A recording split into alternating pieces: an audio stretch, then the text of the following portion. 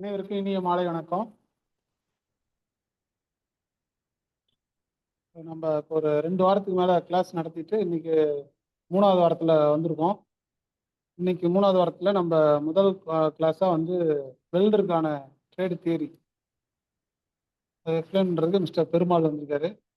நாளைக்கு வந்துட்டு reasoning already நம்ம அந்த ஷெட்யூல் அனுப்பிச்சிருக்கோம். அதுக்கு அடுத்த நாள் புதன்கிழமை வந்துட்டு வெல்டர் தியரி வரும். அதுக்கடுத்து வியாழக்கிழமை ஃபிட்டருது, வெள்ளிக்கிழமை இன்ஜினியரிங் டிராயிங் அந்த எம்சிக்யூ டைப்பு அந்த இது நம்ம ஷெட்யூல் அனுப்பிச்சிருக்கோம்.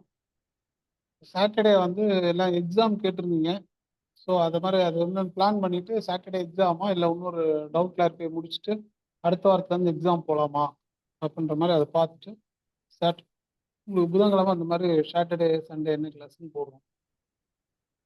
இந்த வகையில் வந்து இன்னைக்கு நம்ம வெல்டர் செஷனை எடுக்கிற ஹேண்டில் பண்ணுறது இந்த மிஸ்டர் பெருமாள் வந்திருக்காரு. அவரை வெல்கம் பண்ணிட்டு இன்னைக்கு கிளாஸ் அவர்கிட்ட ஹேண்ட் ஓவர் பண்ணுவோம்.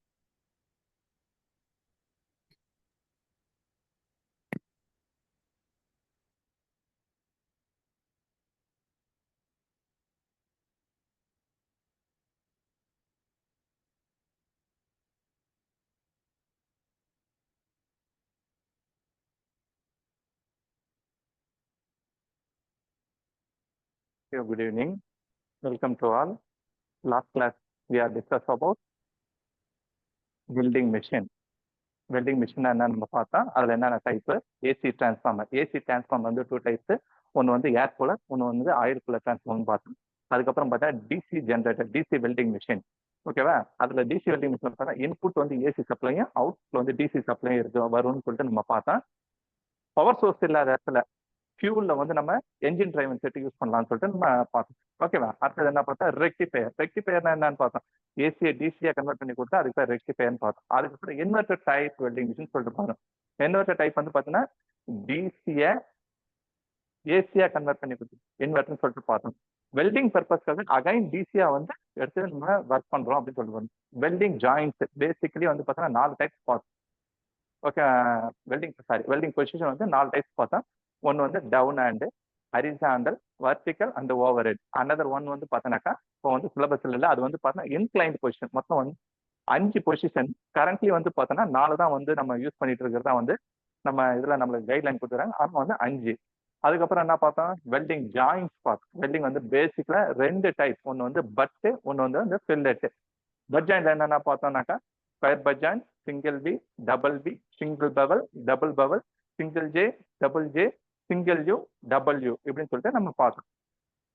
ஃபில்லட் ஜாயிண்ட்ல வந்து பார்த்தோம். ஒன்று வந்து பார்த்தோன்னா லேப்ல வந்து single lab, double lab, tea fillet. அதே மாதிரி single tea fillet, double tea fillet சொல்லிட்டு பார்த்தோம். அதுக்கப்புறம் கார்னர் ஜாயிண்ட். கார்னர் ஜாயிண்ட் வந்து பார்த்தா 2 டைப்ஸ். ஒன்று வந்து அவுட் சைட் கார்னர் ஜாயிண்ட், ஒன்று வந்து inside corner joint. Inside corner joint வந்து பார்த்தோன்னா வந்து திக்னஸ் கம்மியா இருக்கிறது வந்து நம்ம இன்சைட் கார்னர் ஜாயிண்ட் வந்து நம்ம யூஸ் பண்ணணும்னு சொல்லிட்டு போனோம். அதுக்கு நடுவில் வந்து பார்த்தீங்கன்னா ஒரு சின்னதா ஒரு ஓம்ஸ் லா, நம்ம டிரான்ஸ்ஃபார்மர்ல வந்து பார்த்தீங்கன்னா ஓம்ஸ் லா வந்து நம்ம வந்து ஒரே ஒரு இது மட்டும் ரிவ்யூ பண்ணிடலாம். ஓம்ஸ் லா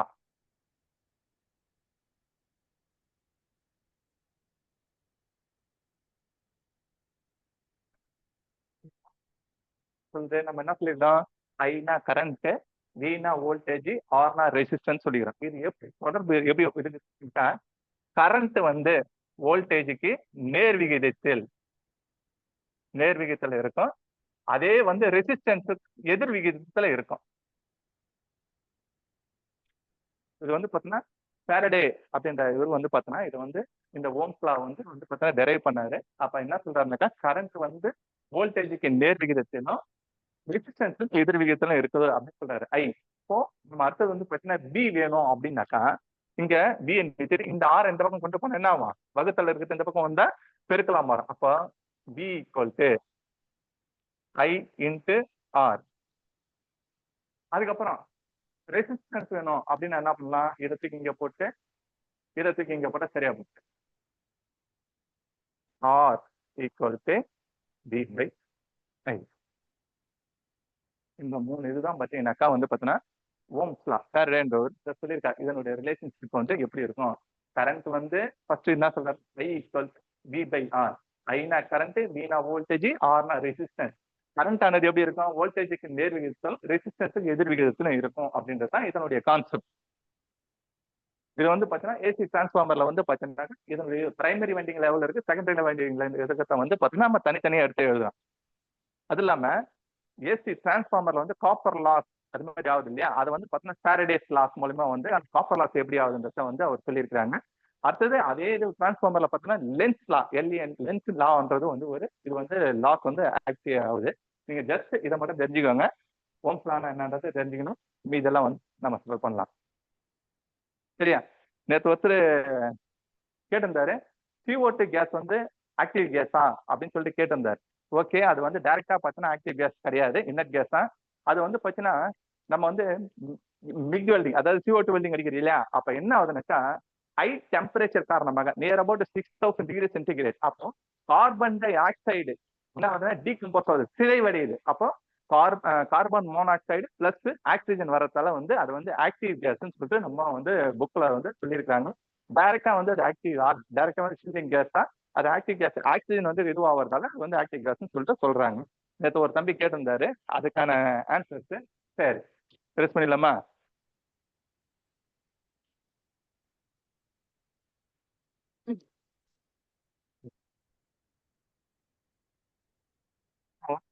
நம்ம ரெண்டு பேப்பரை வந்து ஜாயின் பண்ணணும் அப்படின்னாக்கா வந்து அங்க வந்து பாண்டிங் மெட்டீரியல் நம்ம யூஸ் பண்றோம். ரெண்டு பேப்பரை ஒட்டணும் அப்படின்னு கம் யூஸ் பண்றோமா, கம் யூஸ் பண்ணி ரெண்டு பேப்பரை வந்து நம்ம வந்து ஜாயின் பண்ணணும்.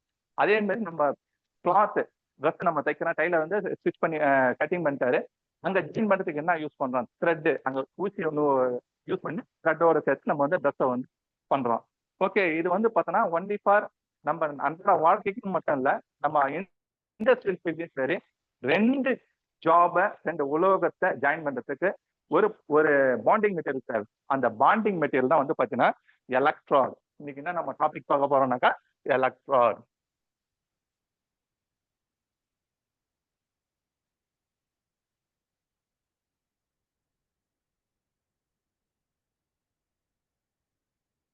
அதுனா என்ன?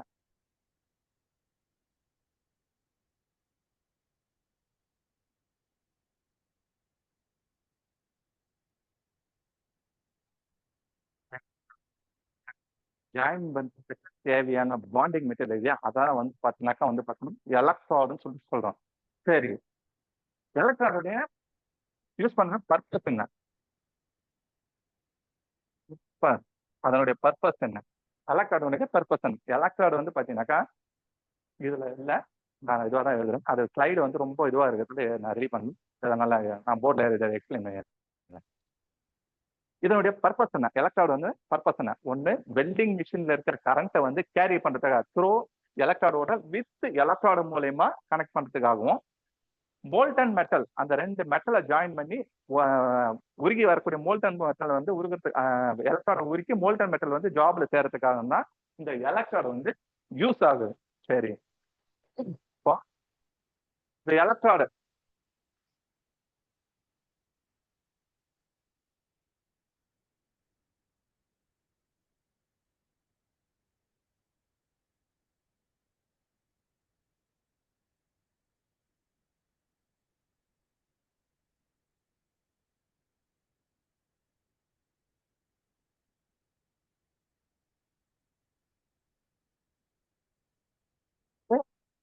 எலக்ட்ராடு இது பார்த்தீங்கன்னா டிப்பு சொல்லுவோம். இதனுடைய ஃபேஸ் வந்து டிப்புன்னு சொல்லுவோம். இது வந்து flux coated area, FLUS.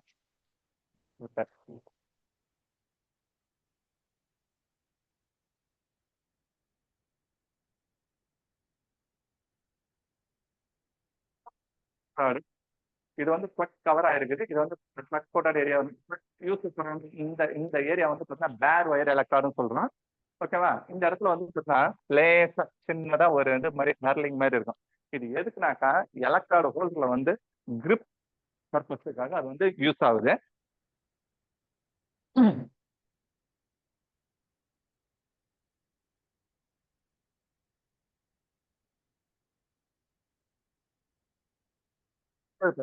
Method of flux coating.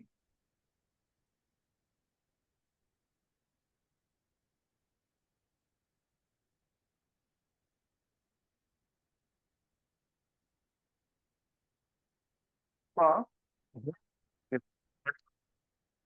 அது என்னென்ன டைப்ல வந்து கோட்டிங் பண்ணலாம் அப்படின்னு சொல்லிட்டு கேட்டேன். ஃபர்ஸ்ட் ஒன் வந்து டிப்பிங் மெத்தட்.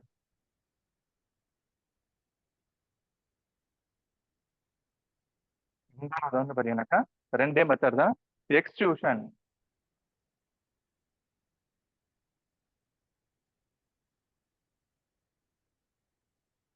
மெத்தட்ல வந்து பாத்தீங்கன்னா ஃப்ளக்ஸ் வந்து கோட்டிங் பண்றோம். டிப்பிங் மெத்தட்னா ஒண்ணும் இல்ல, ஒரு கண்டெய்னர்ல தேவையான ஃப்ளக்ஸ் வந்து குழுமமா இருக்கும். இப்போ அதுல என்னன்னாக்கா அந்த அந்த இதுல வந்து பாத்தீங்கன்னா டிப் பண்ணி எடுக்கிறது. இந்த மெத்தட் தான் டிப் மெத்தட். இந்த மெத்தட் வந்து நான் ஜெனரலி யூஸ் பண்றது இல்ல. ஏன் யூஸ் பண்றதுன்னா டிப் பண்ணி எடுக்கும்போது அந்த கோட்டிங் வந்து பாத்தீங்கன்னா எலக்ட்ராய்டு கோட்டிங் வந்து பாத்தீங்கன்னா அன்ஈவனா இருக்கிறதால வந்து பாத்தீங்கன்னா இந்த மெத்தடை வந்து நம்ம யூஸ் பண்றது கிடையாது. Extrusion method. எக்ஸ்ட்ரூஷன் மெத்தட்னா ஒண்ணும் இல்ல, இப்போ இந்த பேர் ஒயர் வந்து பாத்தீங்கன்னா இப்படி காயில் காயில் ஷேப்ல இருக்கும்.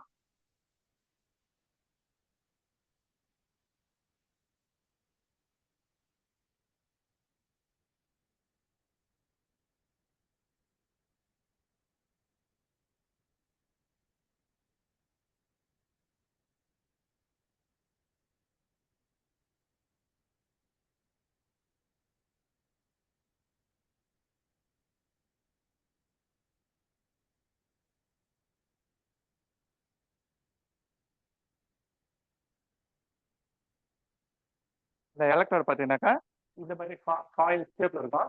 அதே வந்து ரோலர்ல வந்து பார்த்தோம்னா அதனுடைய பெண்டு ரிமூவ் ஆகிடும். இது வந்து பார்த்தீங்கன்னாக்கா அந்த box flux box or sand பாக்ஸ்னு சொல்லுவாங்க. Sand box. இப்போ இதன் வழியா வரும்போது இந்த பாக்ஸ்ல வந்து பார்த்தீங்கன்னாக்கா ஹை ப்ரெஷர்ல வந்து பார்த்தீங்கன்னாக்கா அந்த கூழ்மமா இருக்குது இல்லையா ஃப்ளக்ஸ் வந்து அந்த இது வந்து தள்ளும்போது ஹை ப்ரெஷர் காரணமாக என்ன பண்ணுனாக்கா இதில் லேயர் ஆகி அவுட்புட் வரும்போது இந்த இடம் வந்து கட் பண்ணும். இந்த மெத்தட் வந்து பாத்தீங்கன்னாக்கா நம்ம வந்து இதுதான் வந்து எக்ஸ்ட்ரூஷன் மெத்தட் சொல்றோம். இதுல என்ன ஒரு அட்வான்டேஜ்னாக்கா ஃப்ளக்ஸ் கவரிங் ஆகுது இல்லையா, அதே ஒரே ஈவனா இருக்கு. ஈவனா இருக்கிறதால வந்து பாத்தீங்கன்னாக்கா நம்ம வந்து இந்த மெத்தடை மட்டும் தான் நம்ம வந்து ஃபாலோ பண்றோம்.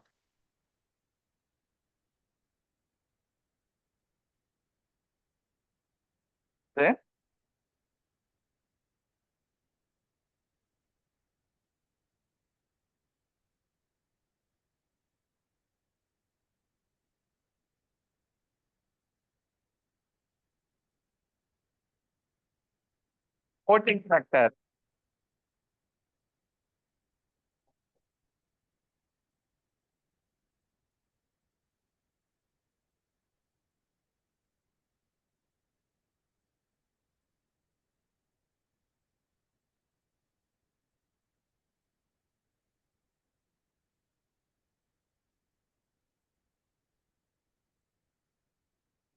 இல்ல அந்த மேல எவ்வளவு திக்னஸ்ல வந்து கோட்டிங் பண்ணிருக்கிறோம் அப்படின்றதுக்கு தான் இது வந்து கோட்டிங் ஃபேக்டர். அப்ப அதோட எப்படி கண்டுபிடிக்கணும்னாக்கா coated dia divided by core wire dia is called வந்து பார்த்தா கோட்டிங் ஃபேக்டர். அதுல எவ்வளவு திக்னஸ்ல வந்து இது பூசப்பட்டிருக்குன்னு தெரிஞ்சுக்கணும் இல்லையா.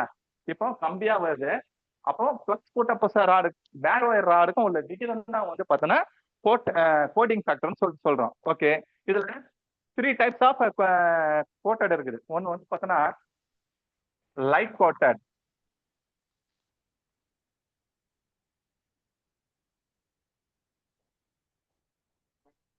மீடியம் கோட்டட்,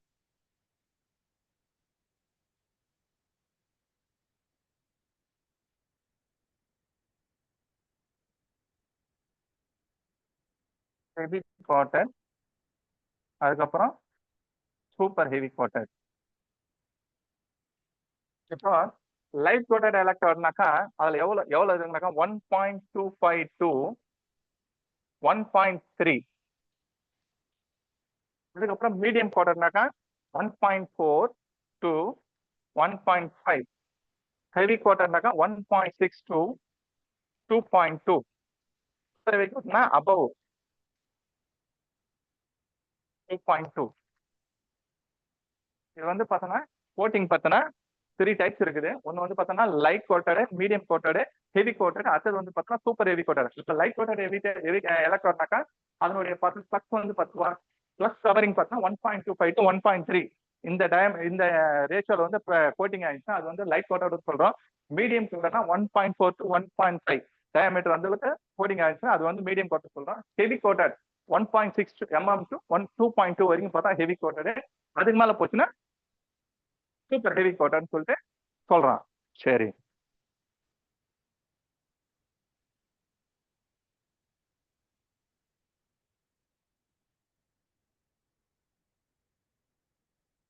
அதுல வந்து பாத்தீங்கன்னாக்கா இப்போ வந்து பாத்தீங்கன்னா ஒன்லி இது திக்னஸ் தான் பார்த்துருக்கலாம்.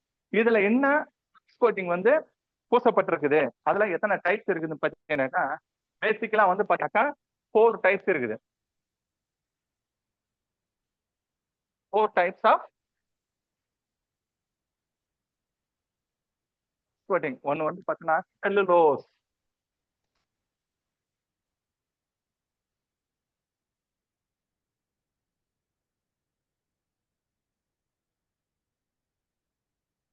ஓ, ரோட்டைல்.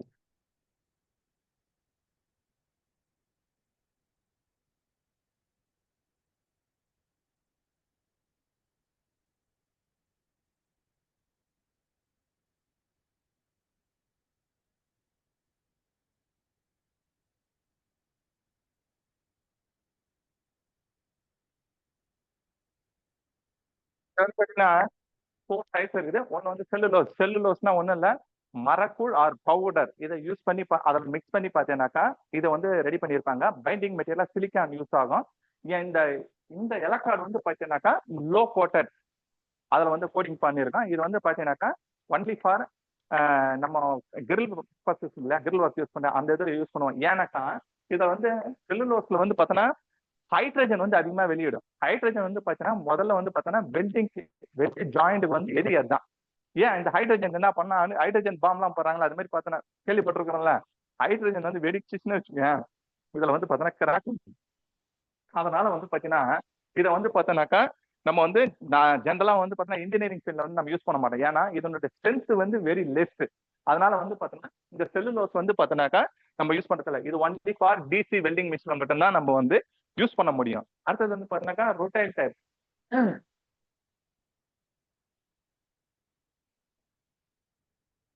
இதுல வந்து பாத்தீங்கன்னாக்கா ரொட்டைல் டைப் வந்து பாத்தீங்கன்னா ஜென்ரலா வந்து பாத்தீங்கன்னா இன்னைக்கு நம்ம இன்ஜினியரிங் ஃபீல்ட்ல வந்து நம்ம வந்து யூஸ் பண்ணலாம். இதுல வந்து பாத்தீங்கன்னா titanium coated, titanium dioxide வந்து பாத்தீங்கன்னா கோட்டிங் பண்ணியிருக்கோம். இது வந்து பாத்தீங்கன்னா இதை கம்பேர் பண்ணும் பொழுது இது வந்து பாத்தீங்கன்னாக்கா வெல்டிங் ஸ்ட்ரென்த் வந்து அதிகம். இது வந்து பாத்தீங்கன்னா எல்லா இதுலயும் நம்ம யூஸ் பண்ணலாம். அடுத்து வந்து iron powder. Iron powder electrolyte பாத்தீங்கன்னாக்கா இதுல வந்து அயன் கண்டென்ட் வந்து அதிகமா இருக்கும். அதனால வந்து பாத்தீங்கன்னாக்கா இதனுடைய வெல்டிங் ஸ்ட்ரென்த்தும் வந்து அதிக ஸ்ட்ராங்கா இருக்கிறதால வந்து பாத்தீங்கன்னா இதுவும் வந்து நம்ம யூஸ் பண்ணலாம். பேசிக் கோட்டட் எலக்ட்ரான்.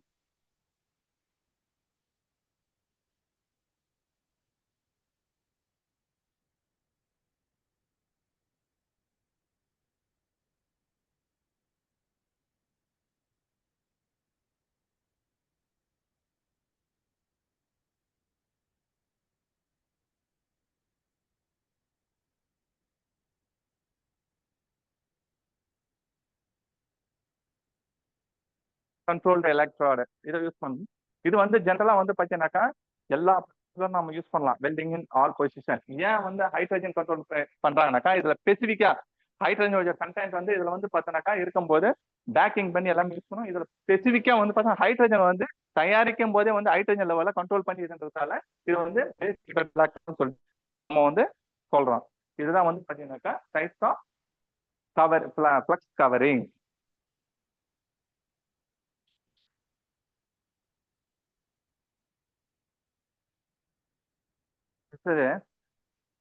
இந்த எலக்ட்ரான் எப்படி ஸ்டோரேஜ் பண்ணணும் அப்படின்னாக்கா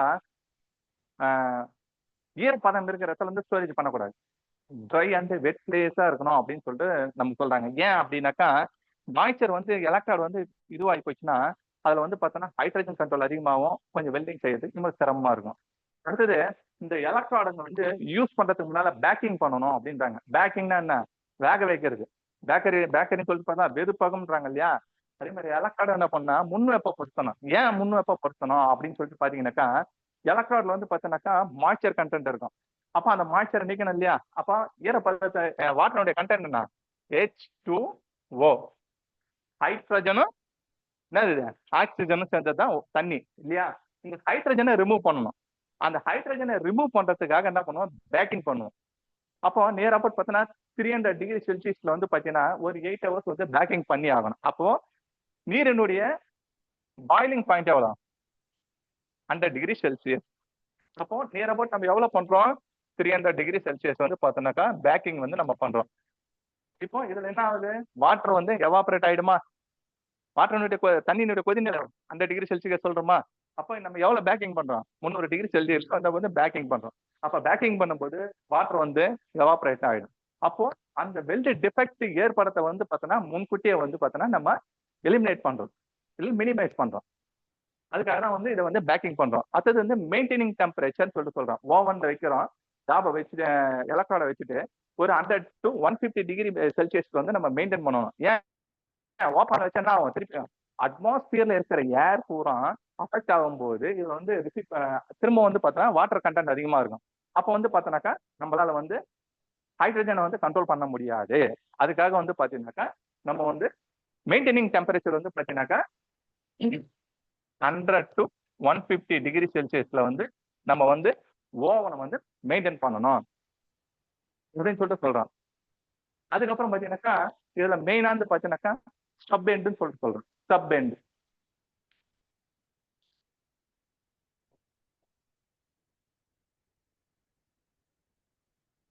ஸ்டப் எண்டுனா ஒண்ணு இல்ல, வெல்டிங் செஞ்சுட்டு அந்த சின்ன எலக்ட்ரான் நம்ம தூக்கி போறோம் இல்லையா, வெட்டி எலக்ட்ராடு, அதுக்கு பேர் தான் ஸ்டப் எண்ட் சொல்றோம். ஸ்டப் எண்ட் வந்து பாத்தீங்கன்னா அப்ராக்சிமேட்லா எவ்வளவு பர்சன்டேஜ் வரைக்கும் வேஸ்ட் பண்ணலாம்னா 10% கொடுத்தா இருந்தாலும் ஓகே, 40 to 50 mm கொடுத்துருந்தாலும் இது ரெண்டுமே ஓகே தான், கரெக்டான ஆன்சர் தான். பர்சன்டேஜ்ல கொடுத்தாலும் இப்படி எழுதலாம்.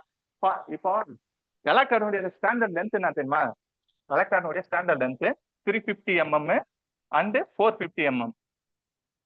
எலக்ட்ரானுடைய இதுதான் ஸ்டாண்டர்ட் லென்த். இப்போ இது 10% எவ்வளவு ஆகுது, இப்போ 450 mmனா 10% எவ்வளவு வருது, 45 mm வருதா. இப்போ 350 mm 350 லென்த்ல யூஸ் பண்ண எவ்வளவு வருது, 35 mm வருதா. இப்போ 40 to 50 mmனால ஓகே, 10%னாலும் ஓகே. பர்சன்டேஜ்ல கொடுத்துருந்தா 10% ரைட் பண்ணுங்க, இல்ல இப்படி கொடுத்துருந்தாங்கன்னா 40 to 50 கரெக்ட் தான். ஏன்னா அக்யூரசி வேல்யூ கொடுக்கல அப்படின்னா நியரஸ்ட் வேல்யூ எழுதலாம். இப்போ இது 350 mm தானே, அப்போ இது 35 தானே வரும். அப்போ அங்க 40 35 to 50 கொடுத்துருந்தாலும் ஓகே தான். நியரஸ்ட் வேல்யூ எக்ஸாக்ட் வேல்யூ கொடுத்தாலும் எழுதலாம், நியரஸ்ட் வேல்யூ கொடுத்தாலும் எழுதலாம். ஏன்னா இங்க மாறுபடுது இல்லையா, ரெண்டு ஸ்டாண்டர்ட் லென்த் தானே, 350 mm 450 mm. இதுல எது எழுதினாலும் ஓகே தான். இப்போ சைஸ் ஆஃப் எலக்ட்ராட், இதுல எலக்ட்ராட் வந்து என்னென்ன சைஸ் இருக்குதுனாக்கா 2 mm, 2.5, 3.15, 4 mm, 6 mm, அப்புறம் 6.3, 8, 10. இந்த லெவல்ல வந்து பார்த்தோன்னா எலக்ட்ராட் வந்து இருக்குது. நம்ம வந்து பார்த்தோன்னா அந்த 8 mm 10 mm பார்த்தீங்கன்னு வச்சுங்களேன், நார்மலா வந்து பார்த்தீங்கன்னா கார்பன் எலக்ட்ராட் நம்ம வந்து கவுசிங் பண்றோம் இல்லையா, காப்பர் கோட் பண்ணி கவுசிங் பண்றோம் இல்லையா, அந்த சைஸ்ல தான் வந்து பார்த்தோன்னா 8 to 10 அவைலபிள் கிடைக்குது. நம்ம ஜென்ரலா என்ன எதுக்காக என்னென்ன சைஸ் யூஸ் பண்ணா 2.15, 2.5, 3.15, 4, 5. இது ஜென்ரலா வந்து பாத்தீங்கன்னா நம்ம எல்லா இடத்துலயும் நம்ம யூஸ் பண்றோம். இந்த 8 இந்த 10 இதெல்லாம் வந்து பாத்தீங்கன்னா கார்பன் எலக்ட்ராடா வந்து நம்ம வந்து யூஸ் பண்ணிட்டு இருக்கிறோம். இதுதான் வந்து பாத்தீங்கன்னா ஸ்டாண்டர்ட் டயாமீட்டர். சரியா,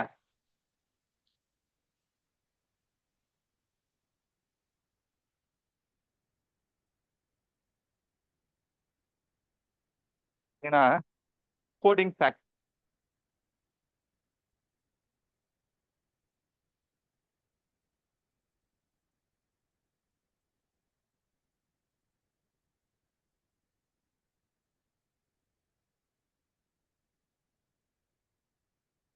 அது வந்து கோடிங். இப்போ ஒரு நம்ம எலக்ட்ராட் யூஸ் பண்றோம், வேர்ல்டு வைஸ் வந்து பாத்தீங்கன்னா ஒரே காமன் லாங்குவேஜ்ல வந்து நம்ம யூஸ் பண்றோம்னு சொல்லிட்டு சொல்றோம். அப்போ நம்ம இங்க வந்து பாத்தீங்கன்னா எலக்ட்ராட் வந்து பாத்தீங்கன்னா என்னென்ன இதுல பாத்தீங்கன்னா ஐஎஸ் இந்தியன் ஸ்டாண்டர்டு, அதுக்கப்புறம் AWS IS Indian standard,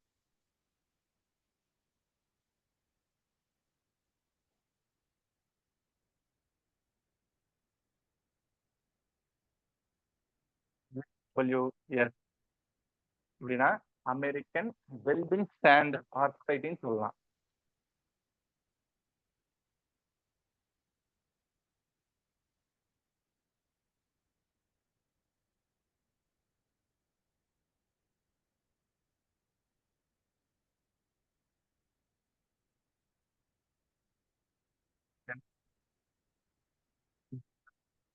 British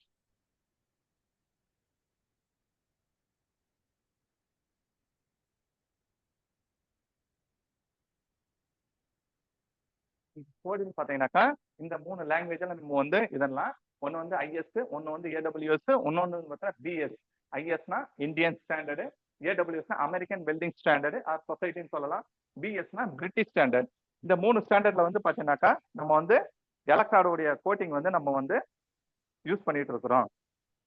இப்போ இதுல வந்து பாத்தீங்கன்னா ஒவ்வொன்றுத்துக்கும் ஒவ்வொரு மீனிங் இருக்குது.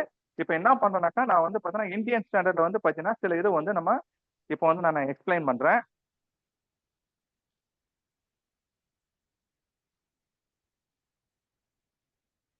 வந்துட்டீங்களா?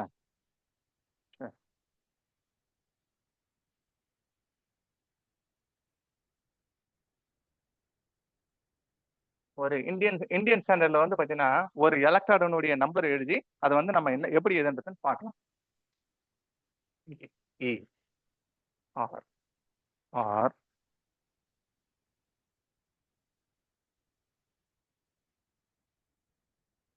W1 X இப்படின்னு சொல்லிட்டு கொடுத்துருக்குறாங்க. ஓகேவா? இதுல வந்து பார்த்தீங்கன்னா ப்ரிஃபிக்ஸ் லெட்டர், சஃபிக்ஸ் லெட்டர். ப்ரிஃபிக்ஸ்னா முன்னால, சஃபிக்ஸ்னா பின்னால. சப்போஸ் இதுல வந்து பார்த்தீங்கன்னா எக்ஸுக்கு முன்னால ஜேவும் வரலாம்,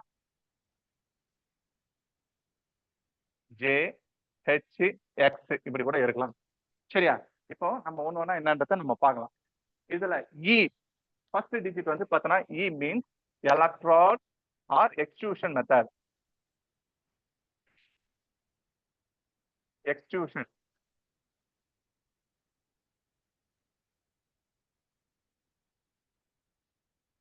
ஃப்ளக்ஸ் கவரிங் பார்த்தோம் இல்லையா? டிப்பிங் மெத்தட், எக்ஸ்ட்ரூஷன் மெத்தட் பார்த்தோம் இல்லையா? மேல வந்து ஃப்ளக்ஸ் கவரிங் வந்து 2 மெத்தட்ல பண்ணலாம். ஒன்னு வந்து டிப்பிங் மெத்தட், ஒன்னு வந்து எக்ஸ்ட்ரூஷன் மெத்தட் சொன்னோம் இல்லையா? அதுக்காக இது கொடுக்குறாங்க. இ மீன்ஸ் எலக்ட்ராட்னு சொல்லலாம், எக்ஸ்ட்ரூஷன் சொல்லலாம். இப்போ சிங்கிள் ஆர் வந்திருந்தால், இங்க வந்து டபுள் ஆர் இருக்குது, இங்க சிங்கிள் ஆர் இருக்குது அப்படின்னா ருட்டைல் டைப்.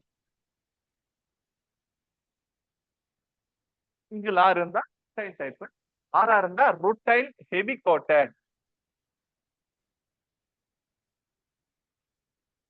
ருட்டைல் ஹெவி கோட்டட் அப்படின்னு சொல்லிட்டு சொல்றோம். சரி, ஃபர்ஸ்ட் டிஜிட் என்ன பண்ணா வெல்டிங் ஸ்ட்ரென்த் சொல்றோம்.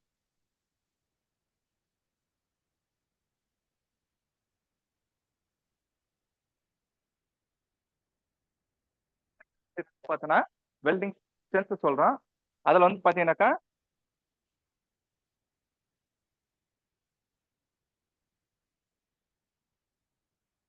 இந்த 2 எலாமினேஷன்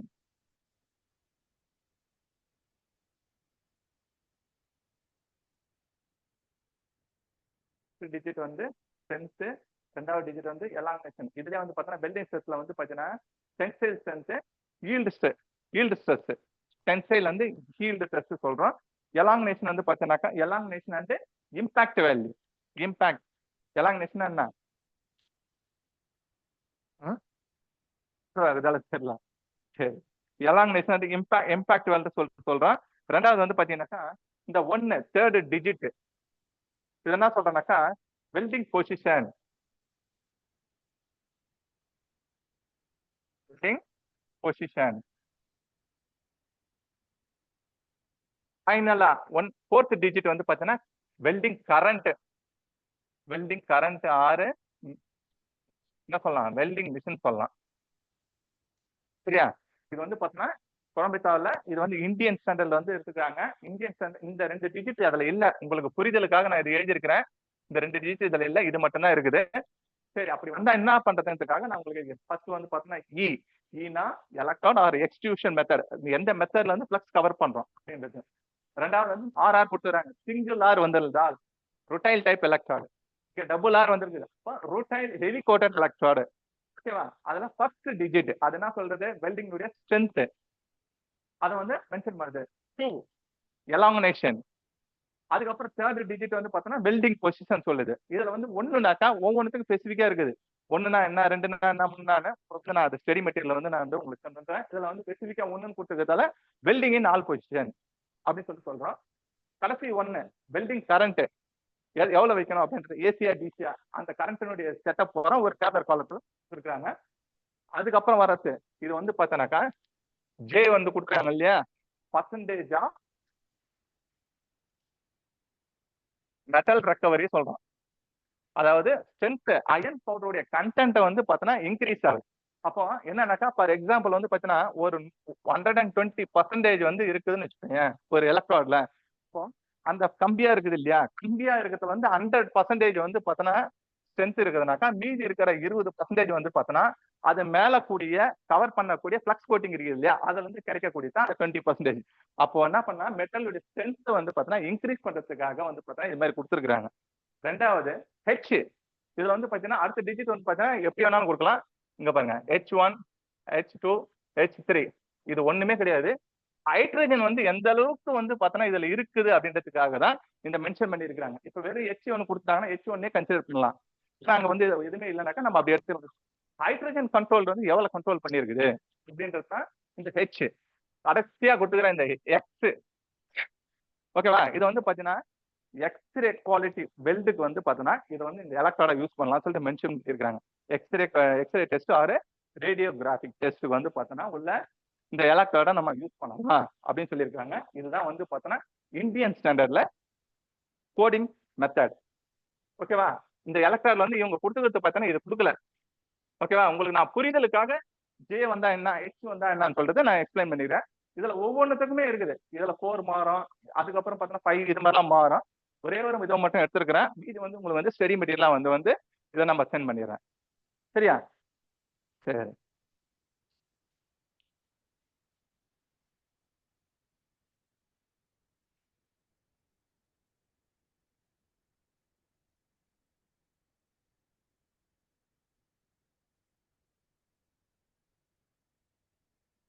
AWS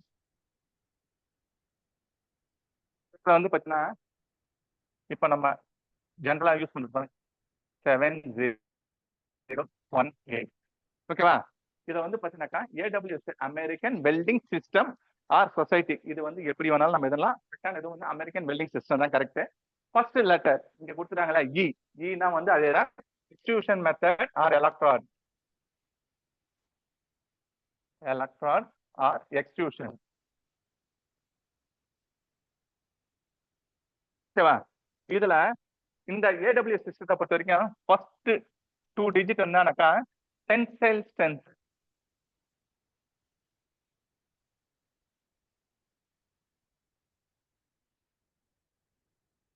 எப்படி சொல்லுவாங்கன்னா PSI சொல்லுவாங்க. இப்ப ஒண்ணு இல்ல, இந்த 70 இருக்குது இல்லையா, அப்ப வந்து பார்த்தோன்னா இது அதனுடைய வேல்யூ கூட வந்து பார்த்தோன்னா 70 into 1000 ஆட் பண்ணும்போது 70,000 வருது இல்லையா.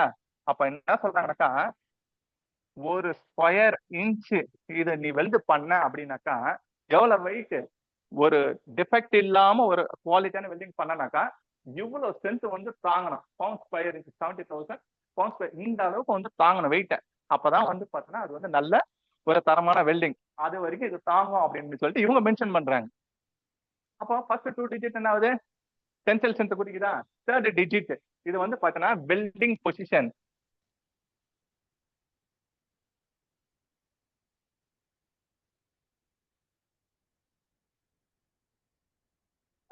வந்து வெல்டிங் பொசிஷன். இதுல ஒண்ணு மென்ஷன் பண்ணியதால வெல்டிங் இன் ஆல் பொசிஷன். ஓகேவா, கடைசியில வந்து பாத்தீங்கன்னாக்கா types of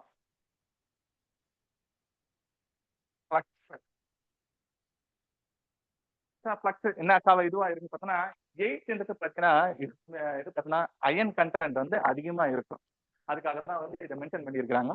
first 2 digit will indicate tensile strength, third digit welding position, last digit வந்து பார்த்தீங்கன்னா டைப்ஸ் ஆஃப் ஃப்ளக்ஸ் இல்ல மிக்சிங் ஆஃப் ஃப்ளக்ஸ். இதுல வந்து பார்த்தோம்னா ஸ்பெசிஃபிக்கா 8 பார்த்தோம்னா அயன் கண்டென்ட் வந்து பார்த்தோம்னா இதுல வந்து அதிகமா இருக்கும். இதுதான் வந்து பார்த்தோம்னா AWS சிஸ்டத்தை வந்து பார்த்தீங்கன்னாக்கா இருக்கக்கூடிய என்னது கோடிங். இப்போ வந்து ஜென்ரலா வந்து பார்த்தோம்னா நம்ம வந்து இதெல்லாம் வந்து ஆல் ஓவர் வேர்ல்டுல இன்ஜினியரிங் ஃபீல்ட்ல இந்த சிஸ்டத்தை தான் நம்ம வந்து ஃபாலோ பண்ணிட்டு இருக்கோம். ஐஎஸும் கிடையாது, பிஎஸும் கிடையாது. காமனா போறீங்கன்றதுக்காக. இது ஏன் தெரிஞ்சுக்கணும், நம்மளும் தெரிஞ்சுக்கணும் இல்லையா, என்னென்ன ஸ்டாண்டர்ட் எப்படி இருக்குன்ட்டு. அதனால வந்து பார்த்தோன்னாக்கா இந்த மெத்தட் வந்து நம்ம ஜென்ரலா யூஸ் பண்றோம்.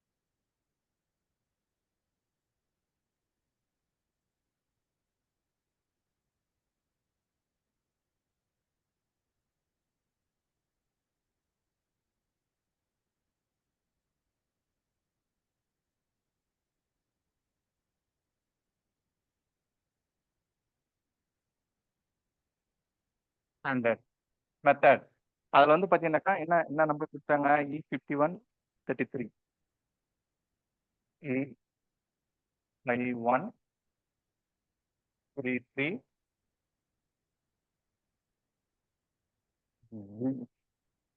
160 20H இப்படின்னு சொல்லிட்டு இதுல கொடுத்துருக்குறாங்க.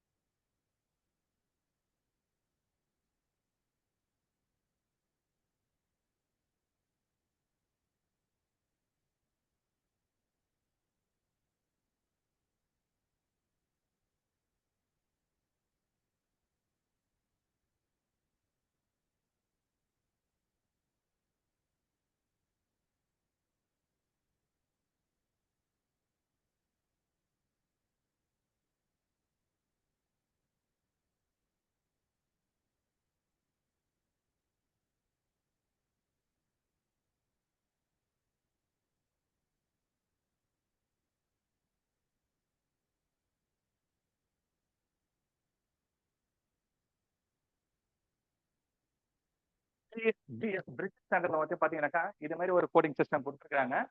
அதேதான் ஈனா electron or execution method. First ரெண்டு டிஜிட் இருக்குல்ல, 5 1 இருக்குல்ல, இதுல 5 என்று பார்த்தீங்கன்னா டென்சைல்ஸ் குறிக்குது. 1ன்றது பார்த்தீங்கன்னா வந்து ஈல்டு ஸ்ட்ரெஸ். அததான் வந்து பார்த்தீங்கன்னா காமனா வந்து கொடுத்துட்டாங்க. 51 51 இருக்குனாக்கா ஃபர்ஸ்ட் 2 டிஜிட் உள்ள இண்டிகேட் வெல்டிங், அதாவது ஸ்ட்ரென்த்தை குறிக்குது. அதை வந்து பார்த்தோன்னா என்னென்ன strength, tensile healed healed stress குறிக்குது. அடுத்த ரெண்டு டிஜிட் 3 and 4 வந்து பார்த்தீங்கன்னாக்கா பர்சன்டேஜ் ஆஃப் எலாமினேஷன் இம்பாக்ட் இதை வந்து குறிக்குது. அடுத்தது வந்து பார்த்தீங்கன்னா ஒரு லெட்டர் ஒன்று இருக்குது, பி ஏபி. இதுல வந்து பாத்தீங்கன்னா ஏன்னா ஆசிட், பினா பேசிக் கோட்டட், சினா செல்லுலோசிக் எலக்ட்ரான். இது மாதிரி வந்து மாறி இருக்கு. இங்க பி கொடுத்துருக்கால இது வந்து பேசிக் கோட்டட் எலக்ட்ரான். அடுத்தது வந்து 116 கொடுத்துக்கிறாங்க. அதுல எஃபிசியன்சி அயன் பவுடர் கண்டென்ட் வந்து பார்த்தோன்னாக்கா எவ்வளவு பர்சன்டேஜ் இதுன்னும் போது அது எவ்வளவு லோட் தாங்குது அப்படின்றது தான் பார்த்தீங்கன்னா இந்த எஃபிசியன்சி. அதுதான் இங்க இங்க 2 கொடுத்துருக்காங்க. 160 இது வந்து பார்த்தோன்னா 2ன்றது பார்த்தோன்னா வெல்டிங் பொசிஷனை குறிக்குது. கடைசி டிஜிட் பார்த்தா 0 அது கொடுத்தல 0 வந்து கரண்ட் குறிக்குது. அப்போ டிசி யூஸ் பண்ணணுமா ஏசி யூஸ் பண்ணுமா, அந்த எலக்ட்ரானுக்கு டயாவுக்கு எவ்வளவு கரண்ட் செட் பண்ணணும் அப்படின்றது பூரா இதுல வந்து பார்த்தோன்னா மேனுஃபேக்சரிங் பண்ற எலக்ட்ரான் மேனுஃபேக்சரிங் பண்றவங்களுடைய ஷார்ட்ல வந்து கொடுத்துருப்பாங்க. அடுத்தது பார்த்தோன்னா கடைசியா இருக்குது ஹைட்ரஜன். ஹெச்னாக்கா ஹைட்ரஜன் வந்து பர்சன்டேஜ் எவ்வளவு பர்சன்டேஜ் வந்து இந்த எலக்ட்ரான்ல இருக்குது அப்படின்றதுக்காக இதை வந்து கொடுத்துருக்காங்க. இதுதான் வந்து பாத்தீங்கன்னா பிரிட்டிஷ் ஸ்டாண்டர்ட் சிஸ்டம். சரியா? இப்ப நம்ம என்னென்ன பார்த்தோம், இந்தியன் ஸ்டாண்டர்ட் பார்த்தா, ஏடபிள்யூஎஸ் பார்த்தா, பிரிட்டிஷ் ஸ்டாண்டர்ட் பார்த்தா. இது இந்தியன் ஸ்டாண்டர்டும் பிரிட்டிஷ் ஸ்டாண்டர்டும் நியர் அபவுட் பார்த்தா சேமா தான் இருக்கும். அதுல வந்து மாறாது. இதுல இந்த கோடிங் தான் இவ்வளவு இருக்குது. ரெண்டுமே சேமா தான் இருக்கும். நம்ம வந்து பார்த்தோன்னா ஏடபிள்யூஎஸ் மட்டும் தான் வந்து பார்த்தோன்னா இதுவா இருக்கும். இப்போ ஜென்ரலா வந்து பார்த்தோன்னா நம்ம வந்து பார்த்தோன்னா இங்க 6013 7018 எலக்ட்ரான் நம்ம ஜென்ரலா யூஸ் பண்ணிட்டு இருக்கோம்.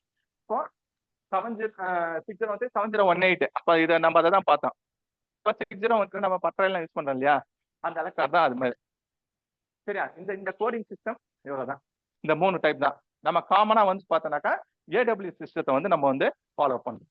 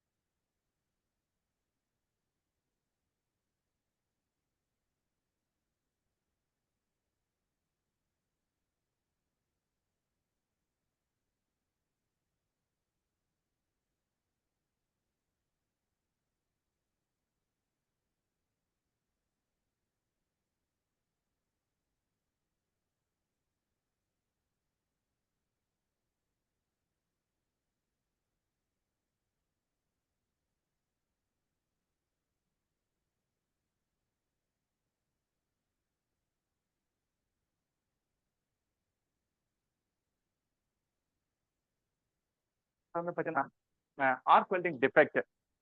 டிஃபெக்ட்னா என்ன? நம்ம உடம்பு இருக்குது. நம்ம உடம்புல வந்து பாத்தீங்கன்னா வெளிப்புறமாவும் நம்மளுக்கு வந்து இன்ஜுரி ஆகும், உள்ளவும் இன்ஜுரி. சரியா? அது போல அது எப்படி நம்ம கண்டுபிடிக்கிறேன்? டாக்டர் கிட்ட போறோம், சில டெஸ்ட் கொடுக்குறாங்க. என்ன பண்ணோம்? இப்போ வந்து பார்த்தா சர்வசாதாரணமா இந்த போன் ஃப்ராக்சர் ஆயிடுச்சு அப்படின்னா என்ன பண்றோம்? எக்ஸ்ரே எடுத்துட சொல்றாங்க. அப்படிலாம் என்ன பண்ண சொல்றாங்க? ஒரு வயிற்றுல வலிக்குது அப்படின்ற போது பார்த்தீங்கன்னா ஸ்கேன் இது மாதிரி மெத்தட் வந்து நம்மள வந்து எடுத்துட்டு வர சொல்றாங்க. எதுக்காக எடுத்துட்டு வர சொல்றாங்க? நம்ம உடம்புல இருக்கிற குறைபாடை கண்டுபிடிக்கிறதுக்காக. சரி, குறைபாடு வந்துருச்சு, அது எப்படி வந்தது, அதுக்கான சொல்யூஷன் என்ன? அப்படிதான் ஏன் வந்ததுன்னு சொல்லிட்டு கேட்கறாங்கல்ல, என்ன பண்ணீங்க அப்படின்னு கேட்கறாங்க. சார் நான் மழையில நனைஞ்சேன் சார், அதனால ஜுரம் வந்துச்சு சார், நான் இந்த ஃபுட்டு சாப்பிட்டேன் அதனால எனக்கு அஜீரண கோளாறு ஆயிடுச்சு அப்படின்னு சொல்றோம். அதுக்கு ஒரு ரெமெடி கொடுக்குறாரு இல்லையா? இதை பண்ணா எது சரியாகும், அதுக்கு ஒரு சொல்யூஷன் கொடுக்குறாரு. அதுதான் மெடிசனாவோ இல்ல நம்ம வந்து இன்ஜெக்ஷனாவோ கொடுக்குறாரு. அது மாதிரி நம்ம ஒரு ஜாபை வந்து வெல்ட் பண்ண பிறகு அந்த வெல்டினுடைய தரத்தை வந்து பாக்குறோம். வெல்டிங்ல என்னென்ன டிஃபெக்ட் இருக்குது, சரி ஏன் அந்த டிஃபெக்ட் இருந்து வெளியே ஜாப் போச்சு என்ன ஆகும் அப்படின்றதான் இதுல பார்க்க போறோம். சரி, இப்போ வெல்டிங்ல வந்து பாத்தீங்கன்னாக்கா டிஃபெக்ட் வந்து பாத்தீங்கன்னா நம்ம வெல்டிங் டிஃபெக்டோட நம்ம ஜாபை வந்து வெளியே அனுப்பணும்னு வச்சுக்கோங்க.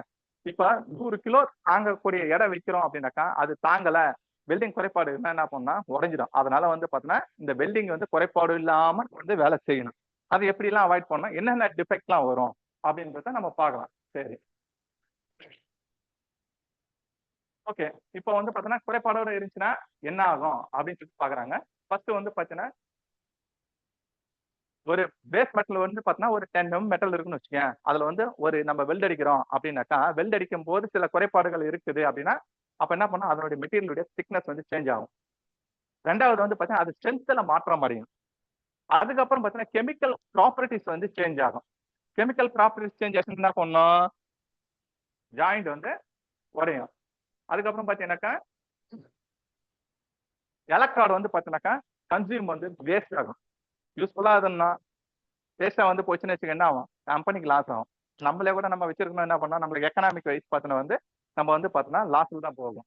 அதுக்கப்புறம் பார்த்தீங்கன்னாக்கா லேபர் காஸ்ட். லேபர் காஸ்ட் வந்து பார்த்தீங்கன்னா ரீவொர்க் ஆச்சுன்னா என்ன ஆகும்? அதை கிரைண்ட் பண்ணி எடுத்து திரும்ப வந்து வெல்டு பண்றதுக்காக அது ஒரு நாள்ல முடிய வேண்டிய வேலை 2 நாள் 3 நாள் எடுத்து வச்சுன்னு என்ன போவோம்? நம்மளுக்கு வரக்கூடிய லாபத்துல வந்து கம்மியாகும். ஸோ லேபர் காஸ்ட் வந்து அதிகமாகும். அதுக்கப்புறம் வெல்டு பீடு பார்க்கும்பொழுது நம்ம ஒரு பைக்கு இது மாதிரி பொருள்லாம் வாங்குறோம். வாங்கும்போது என்ன பண்ணோம்? அப்பியரன்ஸ் தானே, ஷைனிங்கா இருக்கணும், நல்லா இருக்கணும்னு சொல்லிட்டு பாக்குறோம். நம்ம என்ன பண்றோம்? போய் பாக்குறோம், எதனா உடஞ்சிக்குதா தட்டி பாக்குறோம், தடவி பாக்குறோம், எதனா ப்ராப்ளம் இருக்குதான்னு சொல்லிட்டு ஒரு டிரைவர் பண்ணி பாக்குறோம். அப்ப நம்ம வாங்குற பொருளே அப்படின்னாக்கா அப்ப நம்ம செய்யற பொருள் எப்படி இருக்கு? ஓகேவா? அப்ப பீட் அப்பியரன்ஸ் வந்து பாத்தீங்கன்னா புவரா இருக்கக்கூடாது அப்படின்னு சொல்லிட்டு சொல்றோம். சரியா? சரி. இந்த வெல்டிங் டிஃபெக்ட் பாத்தீங்கன்னா பேசிக்கலா வந்து பாத்தீங்கன்னா 2 டைப்ஸ். இன்னும் வந்து பாத்தீங்கன்னா internal welding defect, external welding defect அப்படின்றாங்க. சரி, இன்டர்னல் வெல்டிங் டிஃபெக்ட்னா என்ன? ஒரு ஜாப வெல்டு பண்ண பிறகு உள்ள ஏற்படக்கூடிய ப்ராப்ளம் தான் வந்து இன்டர்னல் சொல்லிட்டு சொல்றோம். உடம்பு இருக்குது, உடம்புக்குள்ள என்ன வியாதின்னு நம்ம எப்படி தெரியும்? உடம்புக்குள்ள இருக்குது ஆர்கான்ஸ் இருக்குது இல்லையா? அதுல ஏற்படக்கூடிய கண்ணுக்கு தெரியாத பூரா இன்டர்னல் சொல்றோம். எக்ஸ்டர்னல் வெளிப்புறமா கீழ்ச்சிக்கிறோம், அடிபட்டது, கட்டி வந்துருது, இது பூரா எக்ஸ்டர்னல். புரிதலுக்காக சொல்றேன். சரியா? அதுதான் வந்து பாத்தீங்கன்னா இன்டர்னல் எக்ஸ்டர்னல் சொல்லிட்டு சொல்றோம். சரி, அப்ப வந்து பாத்தீங்கன்னாக்கா இதுல வந்து பாத்தீங்கன்னாக்கா இன்டர்னல் வெல்டிங் டிஃபெக்ட் இதுல என்னென்ன வருது அப்படின்னு எக்ஸ்டர்னல் வச்சுக்கலாம். இதுல வந்து பாத்தீங்கன்னாக்கா அண்டர் கட். எக்ஸ்டர்னல் வெல்டிங் டிஃபெக்ட்ல வந்து பாத்தீங்கன்னாக்கா undercut, crack, blow hole and porosity, flag inclusion, edge plate melted off,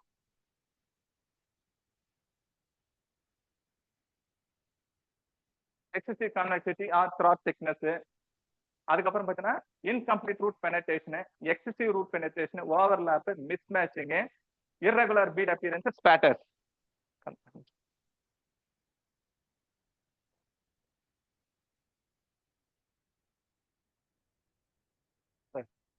இதுல வந்து பாத்தீங்கன்னாக்கா இல்ல முன் ஸ்லைட் போங்க. அண்டர் கட் ஒன்று இருக்கும் பாரு. அண்டர் கட் இல்லையா சார்? சரி, ஓகே. பாத்தீங்கன்னாக்கா அண்டர் கட்னு சொல்லிட்டு சொல்றோம். அண்டர் கட்னா என்ன? வெல்டிங் செஞ்சு முடிச்ச பிறகு இந்த பீடுனுடைய 2 ஓரமும் அரிப்பு மேல காவா போல ஏற்பட்டிருக்கு இல்லையா? அதுதான் வந்து பார்த்தோம்னாக்கா அண்டர் கட் சொல்றேன். இது வந்து பார்த்தோன்னா square but joint. Square but joint வந்து இந்த டெஃபெக்ட் வந்து நம்ம போட்டுருக்கிறோம். சரி, இந்த அண்டர் கட் ஏற்படுறது கூட காரணம் என்ன? காசஸ். எதனால இந்த அண்டர் கட் ஏற்படுது அப்படின்னாக்கா ஃபர்ஸ்ட் வந்து பார்த்தீங்கன்னாக்கா கரண்ட் வந்து பார்த்தீங்கன்னா 3.15 mm எலக்ட்ராய்டு யூஸ் பண்றோம். அப்போ அதுக்கு முன்னால 1 mm டயா உள்ள எலக்ட்ராய்டு யூஸ் பண்ணோம் அப்படின்னாக்கா 40 amps வரைக்கும் கரண்ட் நம்ம செட் பண்ணலாம். சரியா? 1 mm டயாவுக்கு நம்ம எவ்வளவு கரண்ட் நம்மளுக்கு தெரியல, எக்ஸ்பீரியன்ஸ் இல்ல அப்படின்னாக்கா இந்த மெத்தடை நம்ம ஃபாலோ பண்ணலாம். ஒண்ணு பிராக்டிகல் மெத்தடா நம்ம தெரிஞ்சுக்கலாம். இல்ல பிராக்டிகல் தெரியல, நான் இப்பதான் வந்து வேலைக்கு நான் புதுசா வரேன் எப்படின்னாக்கா மேக்சிமம் ஒரு 30 to 40 amps வரைக்கும் உங்களுக்கு புரிதலுக்காக ஒரு 40 amps ரவுண்ட் அவுட் பண்ணிக்கோங்க. அப்போ ஒரு 3.15 mm எலக்ட்ராய்டு யூஸ் பண்றோம். அப்போ எவ்வளவு கரண்ட் வைக்கலாம்? எவ்வளவு வைக்கலாம்? ஒரு 110ல இருந்து ஒரு 130 amps வரைக்கும் இந்த ரேஷியோல நம்ம வைக்கலாம். இது எப்படி மாறும் அப்படின்னா டிபெண்ட்ஸ் அப்பான் திக்னஸ் ஆஃப் மெட்டீரியலுக்கு தகுந்த மாதிரி இந்த கரண்ட் செட்டிங் வந்து மாறும். பிளஸ் ஆர் மைனஸ் நம்ம எடுத்து போட்டுருக்கிறோம். ஒரு 110ல இருந்து 130 வரைக்கும் நம்ம வந்து கரண்ட் வைக்கலாம். இப்போ வந்து பார்த்தோன்னா திக்னஸ் கம்மியான மெட்டலை வச்சுட்டு அதுல வந்து பார்த்தோன்னா இவ்வளவு 130 amps வச்சுன்னு வச்சுக்க, இந்த இது மாதிரி ப்ராப்ளம்ஸ் வந்து உண்டாகும். ஃபர்ஸ்ட் வந்து பார்த்தோன்னா என்னது? High current. ரெண்டாவது வெல்டிங் ஸ்பீடு. வெல்டிங் ஸ்பீட் வந்து அந்த டிராவல் ஸ்பீடுன்னு சொல்லிட்டு சொல்லுவாங்க. வெல்டிங் எக்ஸ்ட் ஒர்க் சொல்ல பார்த்தோன்னா ஒரு நார்மலான ஸ்பீட்ல வரணும். ஸ்லோவா வந்தாலும் பிரச்சனை, வேகமா போனாலும் பிரச்சனை. வேகமா போனாலும் இது மாதிரி வந்து பார்த்தோன்னா அண்டர் கட் உருவாகும். அடுத்தது வந்து பாத்தீங்கன்னாக்கா ஓவர் ஹீட். எதனால ஓவர் ஹீட் ஆகுது அப்படின்னாக்கா நம்ம ஷார்ட் ஆர்க் லென்த் கொடுக்கும் பொழுது ஹீட் வந்து அதிகமாகும். அடுத்தது ப்ரீ ஹீட்டிங். நான் சொல்றேன், ப்ரீ ஹீட்டிங் வந்து பார்த்தோன்னா நம்ம அந்த டெம்பரேச்சர் மெயின்டைன் பண்ணாம அதிகமா போனாலும் வந்து ஹீட் ஆகும். இப்போ ஹீட் ஆகும் போல என்ன அந்த எட்ஜி என்ன தெரியுமாவும் சீக்கிரமா மெல்ட் ஆகும். மெல்ட் ஆகும் பொழுது இந்த மாதிரி வந்து பாத்தீங்கன்னாக்கா இந்த ப்ராப்ளம் வந்து நம்மளுக்கு வரும். அதுக்கப்புறம் பாத்தீங்கன்னா எலக்ட்ராய்டு ஆங்கிள் வந்து ராங்கா யூஸ் பண்றது. எலக்ட்ராய்டு வந்து ஆங்கிள் பாத்தீங்கன்னாக்கா இது வந்து ஒரு டி ஜாயிண்ட்னு வச்சுக்கோங்க. இதுல டி ஜாயிண்ட், இதுல வந்து பாத்தீங்கன்னா நியூட்ரல் ஆக்சிஸ் அப்படி இருக்கும்போது இந்த எலக்ட்ராய்டு வந்து பாத்தீங்கன்னா ரெண்டுத்துக்கு ஈவனா இது ஆகுற மாதிரி நம்ம வெல்டு பண்ணணும். அப்படி இல்ல அப்படின்னாலும் அண்டர் கட் ஆகும். இதே வந்து சிங்கிள் பி எடுத்துக்கினாலும் இப்படி இருக்குது. இந்த எலக்ட்ராய்டு ஆங்கிளை வந்து நீ கரெக்டா மெயின்டைன் பண்ணல, நீ இங்க வந்து பாத்தீங்கன்னா இப்படி இந்த ஆங்கிள் அப்படி மெல்ட் ஆகுது அப்படின்னாக்கா இது இந்த ஏரியா போறாங்கன்னா ஐப்பு மாதிரி ஏற்படும். அந்த எலக்ட்ராய்டு ஆங்கிள் வந்து சேஞ்ச் பண்ணாலும் இந்த ப்ராப்ளம் வரும். இதுதான் வந்து அண்டர் கட் ஏற்படுத்துவான காரணம். ஒன்னு வந்து ஹை கரண்ட், அடுத்தது வந்து பாத்தீங்கன்னா டிராவல் ஸ்பீட் ஹையா இருந்தாலும் ஆகும். அடுத்தது வந்து லார்ஜ் டயாமீட்டர் எலக்ட்ராய்டு. இப்போ கேஸே வந்து 2 mm தான் இருக்குது, நீ 4 mm எலக்ட்ராய்டு யூஸ் பண்ணா என்ன ஆகும்? காவா மாதிரி வெட்டின்னு தான் வரும். அடுத்தது வந்து பாத்தீங்கன்னாக்கா எலக்ட்ரான் ஆங்கிள் வந்து ராங்கா யூஸ் பண்ணாலும் இது மாதிரி ஆகும். சரி, இது எப்படி நம்ம கரெக்ட் பண்றது? இப்ப சொன்ன விஷயத்தை பூரா மாத்தி செய்யணும். கரண்ட் வந்து சரியான கரண்ட் வைக்கணும், ஹீட்டிங் வந்து கரெக்டா பண்ணணும், எலக்ட்ரான் ஆங்கிள் வந்து கரெக்டா நம்ம ஃபாலோ பண்ணணும், டிராவல் ஸ்பீடு வந்து ஒரே சீரா வரணும். டிராவல் ஸ்பீடு வந்து ஒரே சீரா வரணும். அன்ஈவனா வந்தாலும் பாஸா போனாலும் சரி, இது ஆகினாலும் சரி. அப்ப என்ன மீடியமான டிராவல் ஸ்பீட்ல வரணும். இதெல்லாம் வந்து அவாய்ட் பண்ண அண்டர் கட்டை உருவாக்கலாம். சரி, இதெல்லாம் அவாய்ட் பண்ணிட்டோம். ஓகேவா, அண்டர் கட் வந்துருச்சு. அது எப்படி ரெமெடி பண்ணணும்? இப்போ குரு ஃபார்ம் ஆயிடுது. இப்ப வந்து பாத்தீங்கன்னா இது இந்த இடம் குரு, இது வந்து ஜாப், இதுல வந்து இது மாதிரி குரு ஃபார்ம் ஆகுது. அப்ப வந்து பாத்தீங்கன்னா ஒரு 2.5 ராட் எடுத்துக்கிட்டு என்ன பண்ணணும், சீலிங் ரன் மாதிரி இதை அடிச்சு இதை ஃபில் பண்ணணும். இந்த டெஃபெக்ட் வந்து க்ளோஸ் பண்ணணும். ஓகேவா, இதுதான் வந்து பாத்தீங்கன்னா அது காசஸ் ரெமிடி. வந்த பிறகு இது எப்படி கிளியர் பண்றது, ஆக்ஷன் என்ன ஆக்ஷன் எடுக்கணும் அப்படின்றதுக்காக தான் இந்த இந்த மெத்தட் நம்ம யூஸ் பண்ணணும். சரி, அடுத்தது கிராக். கிராக்னா என்ன அப்படின்னு பார்த்தா, வெல்டு செய்யும் பொழுது மிக நுண்ணிய, அதாவது புரிதலுக்காக நம்ம தலைமுடி இருக்கு இல்லையா, அந்த மாதிரி மெல்லிசா ஏற்படக்கூடிய விரிசல் தான் வந்து கிராக்னு சொல்லிட்டு சொல்றோம். சரி, இந்த கிராக் வந்து பார்த்தா எங்க ஏற்படுது? இந்த ரூட்ல, இந்த ரூட்ல ஏற்படும். டோனா என்னன்னாக்கா பெல்ட் வந்து பெல்ட் பீடு வந்து, இந்த பெல்ட் பீடு வந்து இப்படி மெர்ஜ் ஆகுது இல்லையா, பேஸ் மெட்டல் வந்து உரிக்குது இல்லையா, இந்த ரெண்டு ஓரம் இருக்குது பாரு, இந்த டோ, இது பேர் தான், இந்த ரெண்டு இது பேர் தான் டோ. ஓகேவா, அந்த இடத்துலயும் கிராக் வரும். அதுக்கப்புறம் என்ன சொல்றாங்க, கிரேட்டர் கிராக். கிரேட்டர்னா நம்ம வந்து பெல்ட் அடிச்சுட்டே வரும், பெல்ட் பீட் எண்ட்ல ஒரு குழி ஷேப் இருக்கும். இந்த இடத்துல வந்து பார்த்தனாலும் இந்த எண்ட்லயும் கிராக் ஆகும் அப்படின்னு சொல்லிட்டு சொல்றாங்க. இதுதான் கிராக் வந்து பார்த்தோன்னா இத்தனை டைப்ஸ் இருக்குது. அது எதனால ஏற்படுது அப்படின்னு சொல்லிட்டு பார்க்கலாம். ஒன்னு வந்து பார்த்தோன்னா சர்ஃபேஸ் கிளீனிங் வந்து சரியில்லை அப்படின்னாலும் கிராக் ஏற்படும். ரெண்டாவது, எந்த கிரேட்டை வந்து நம்ம ஃபில் பண்ணாத விட்டுட்டோம் அப்படின்னாலும் அதனாலேயே நம்ம வந்து பார்த்தோன்னா கிராக் வந்து உண்டாகும்.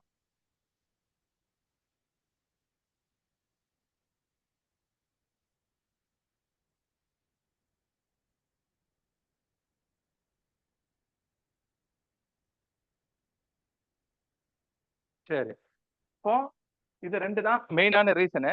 அது இல்லாம அதுல எலக்ட்ரான்ல ஃப்ளக்ஸ் காம்பினேஷன் இருக்குது இல்லையா, ஃப்ளக்ஸ் காம்பினேஷன் வந்து சேஞ்ச் ஆனாலும் சரியா வந்து பேக்கிங் பண்ணல, சரியா ஓவன்ல வந்து டெம்பரேச்சர் மெயின்டைன் பண்ணணும், அது பண்ணல அப்படின்னாலும் பார்த்தோன்னா வந்து இந்த கிராக் வந்து ஏற்படும். சரி, இதை எப்படி நம்ம வந்து ரெமெடி பண்ணணும் அப்படின்னாக்கா, நல்லா பேக்கிங் மெயின்டைனிங் பண்ண எலக்ட்ரான் நம்ம யூஸ் பண்ணணும். சர்ஃபேஸை வந்து நல்லா கிளீன் பண்ணணும். இதன் மூலமா வந்து நம்ம வந்து கிராக் வந்து நம்ம வந்து அவாய்ட் பண்ணலாம். சரி, கிராக் ஆயிடுச்சு, ஆக்ஷன் என்ன ஆக்ஷன் எடுக்கணும் அப்படின்னாக்கா, இந்த பகுதியை வந்து பார்த்தோன்னா கிரைண்டிங் பண்ணி எடுத்துடணும். கிராக் ஏற்பட்டக்கூடிய பகுதியை கிரைண்டிங் பண்ணி எடுத்துட்டு அதுல வந்து திரும்ப ரீஃபில் பண்ணணும். இதன் மூலமா தான் வந்து பார்த்தோன்னா இந்த டிஃபெக்டை வந்து நம்ம வந்து கிளியர் பண்ண முடியும்.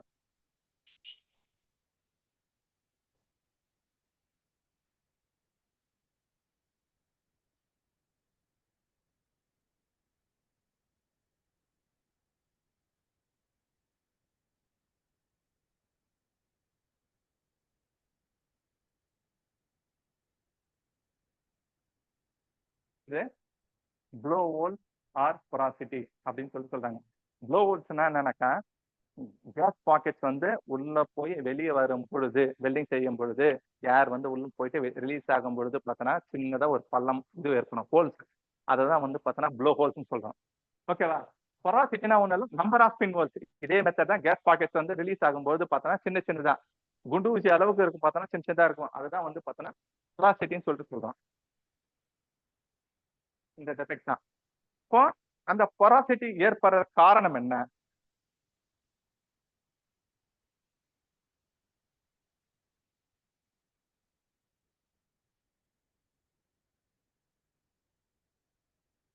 ஏற்படுத்தக்கூடிய காரணம் என்ன பார்த்தீங்கன்னாக்கா, அந்த இதுல இருக்கிற ஆயில், கிரீஸ் இதெல்லாம் வந்து நம்ம ரிமூவ் பண்ணல அப்படின்னாலும் இதுவாகும். வெல்ட் ஜாயின்ஸ்ல வந்து பார்த்தீங்கன்னாக்கா ரஸ்டட் ஃபார்ம் ஆயிருக்கு. அதை வந்து நம்ம ஒழுங்கா கிளீன் பண்ணல அப்படின்னாலும் வந்து பார்த்தோன்னா இந்த பொராசிட்டி ஆர் ப்ளோ ஹோல்ஸ் வந்து பார்த்தோன்னா ஏற்படும். சரி, அதுக்கு ரெமிடிஸ் என்ன? கிளீனிங் வந்து நல்லா பண்ணணும். அடுத்தது வந்து பார்த்தோன்னாக்கா எட்ஜ் ப்ரிப்பரேஷன் பக்காவா இருக்கு. இது ரெண்டு மட்டும்தான் இது பண்றோம். ஆக்ஷன் என்ன ஆக்ஷன் எடுக்கிறோம் அப்படின்னாக்கா அந்த ஏரியா ஃபுல்லா அதே தான் கிரைண்டிங் பண்ணி ரிமூவ் பண்ணிட்டு மெட்டலை வந்து டெபாசிட் பண்ணும் பொழுது இந்த பொராசிட்டியை வந்து நம்ம வந்து அவாய்ட் பண்ணலாம்.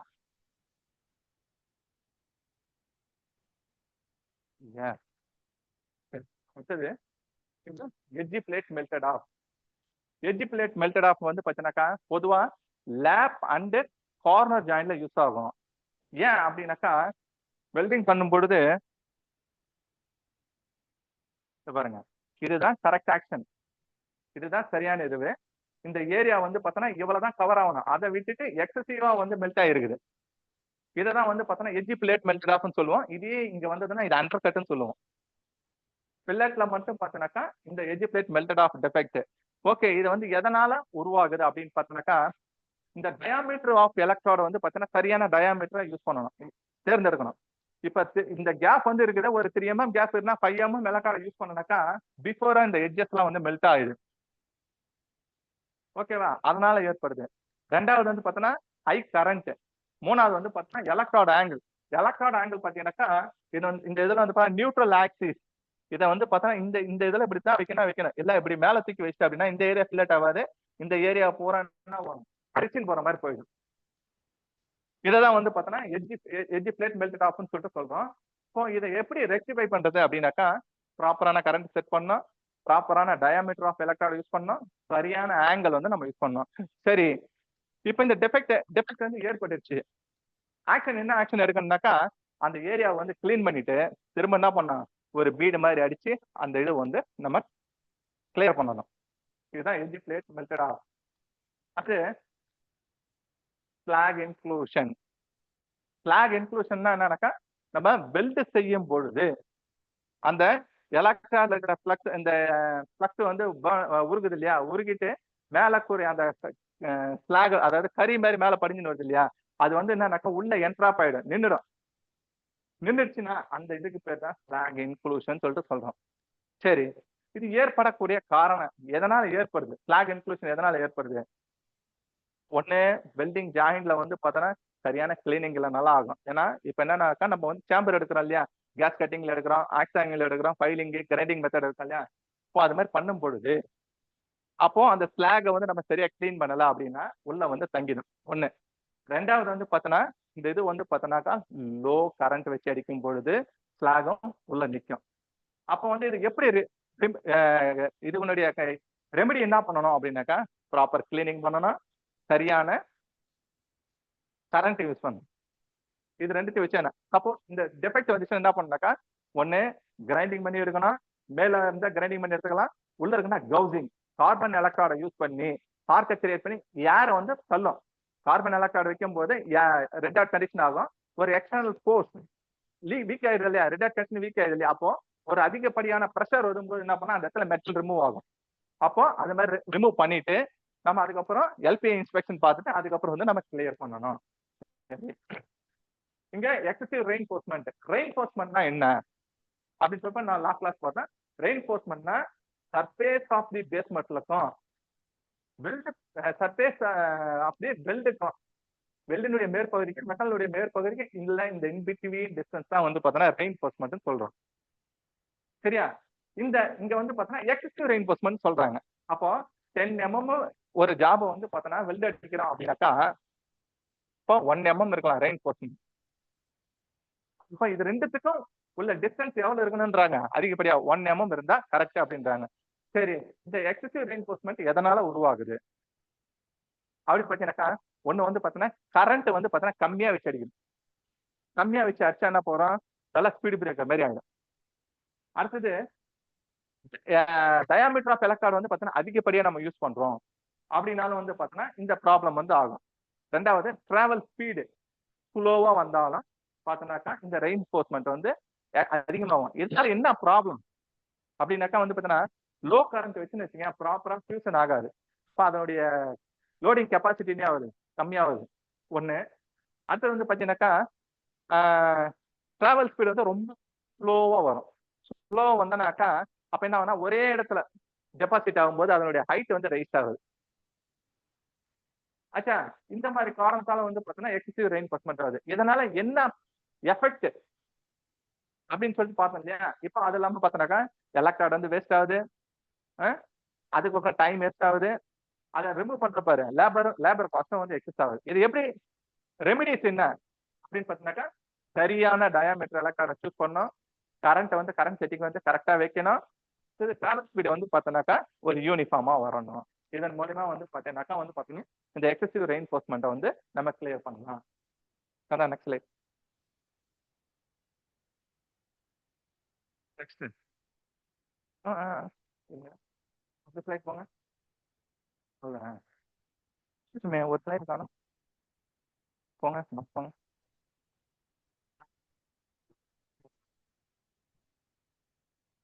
பெனட்ரேஷன் அப்படின்னா என்ன?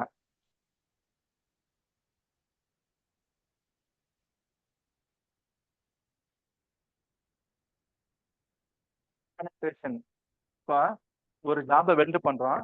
அது வந்து பார்த்தோன்னா இந்த பேஸ் மெத்தனுடைய அடி ஆழம் இது இருக்குது இல்லையா? இது எல்லாம் கவரா இருக்கணும்.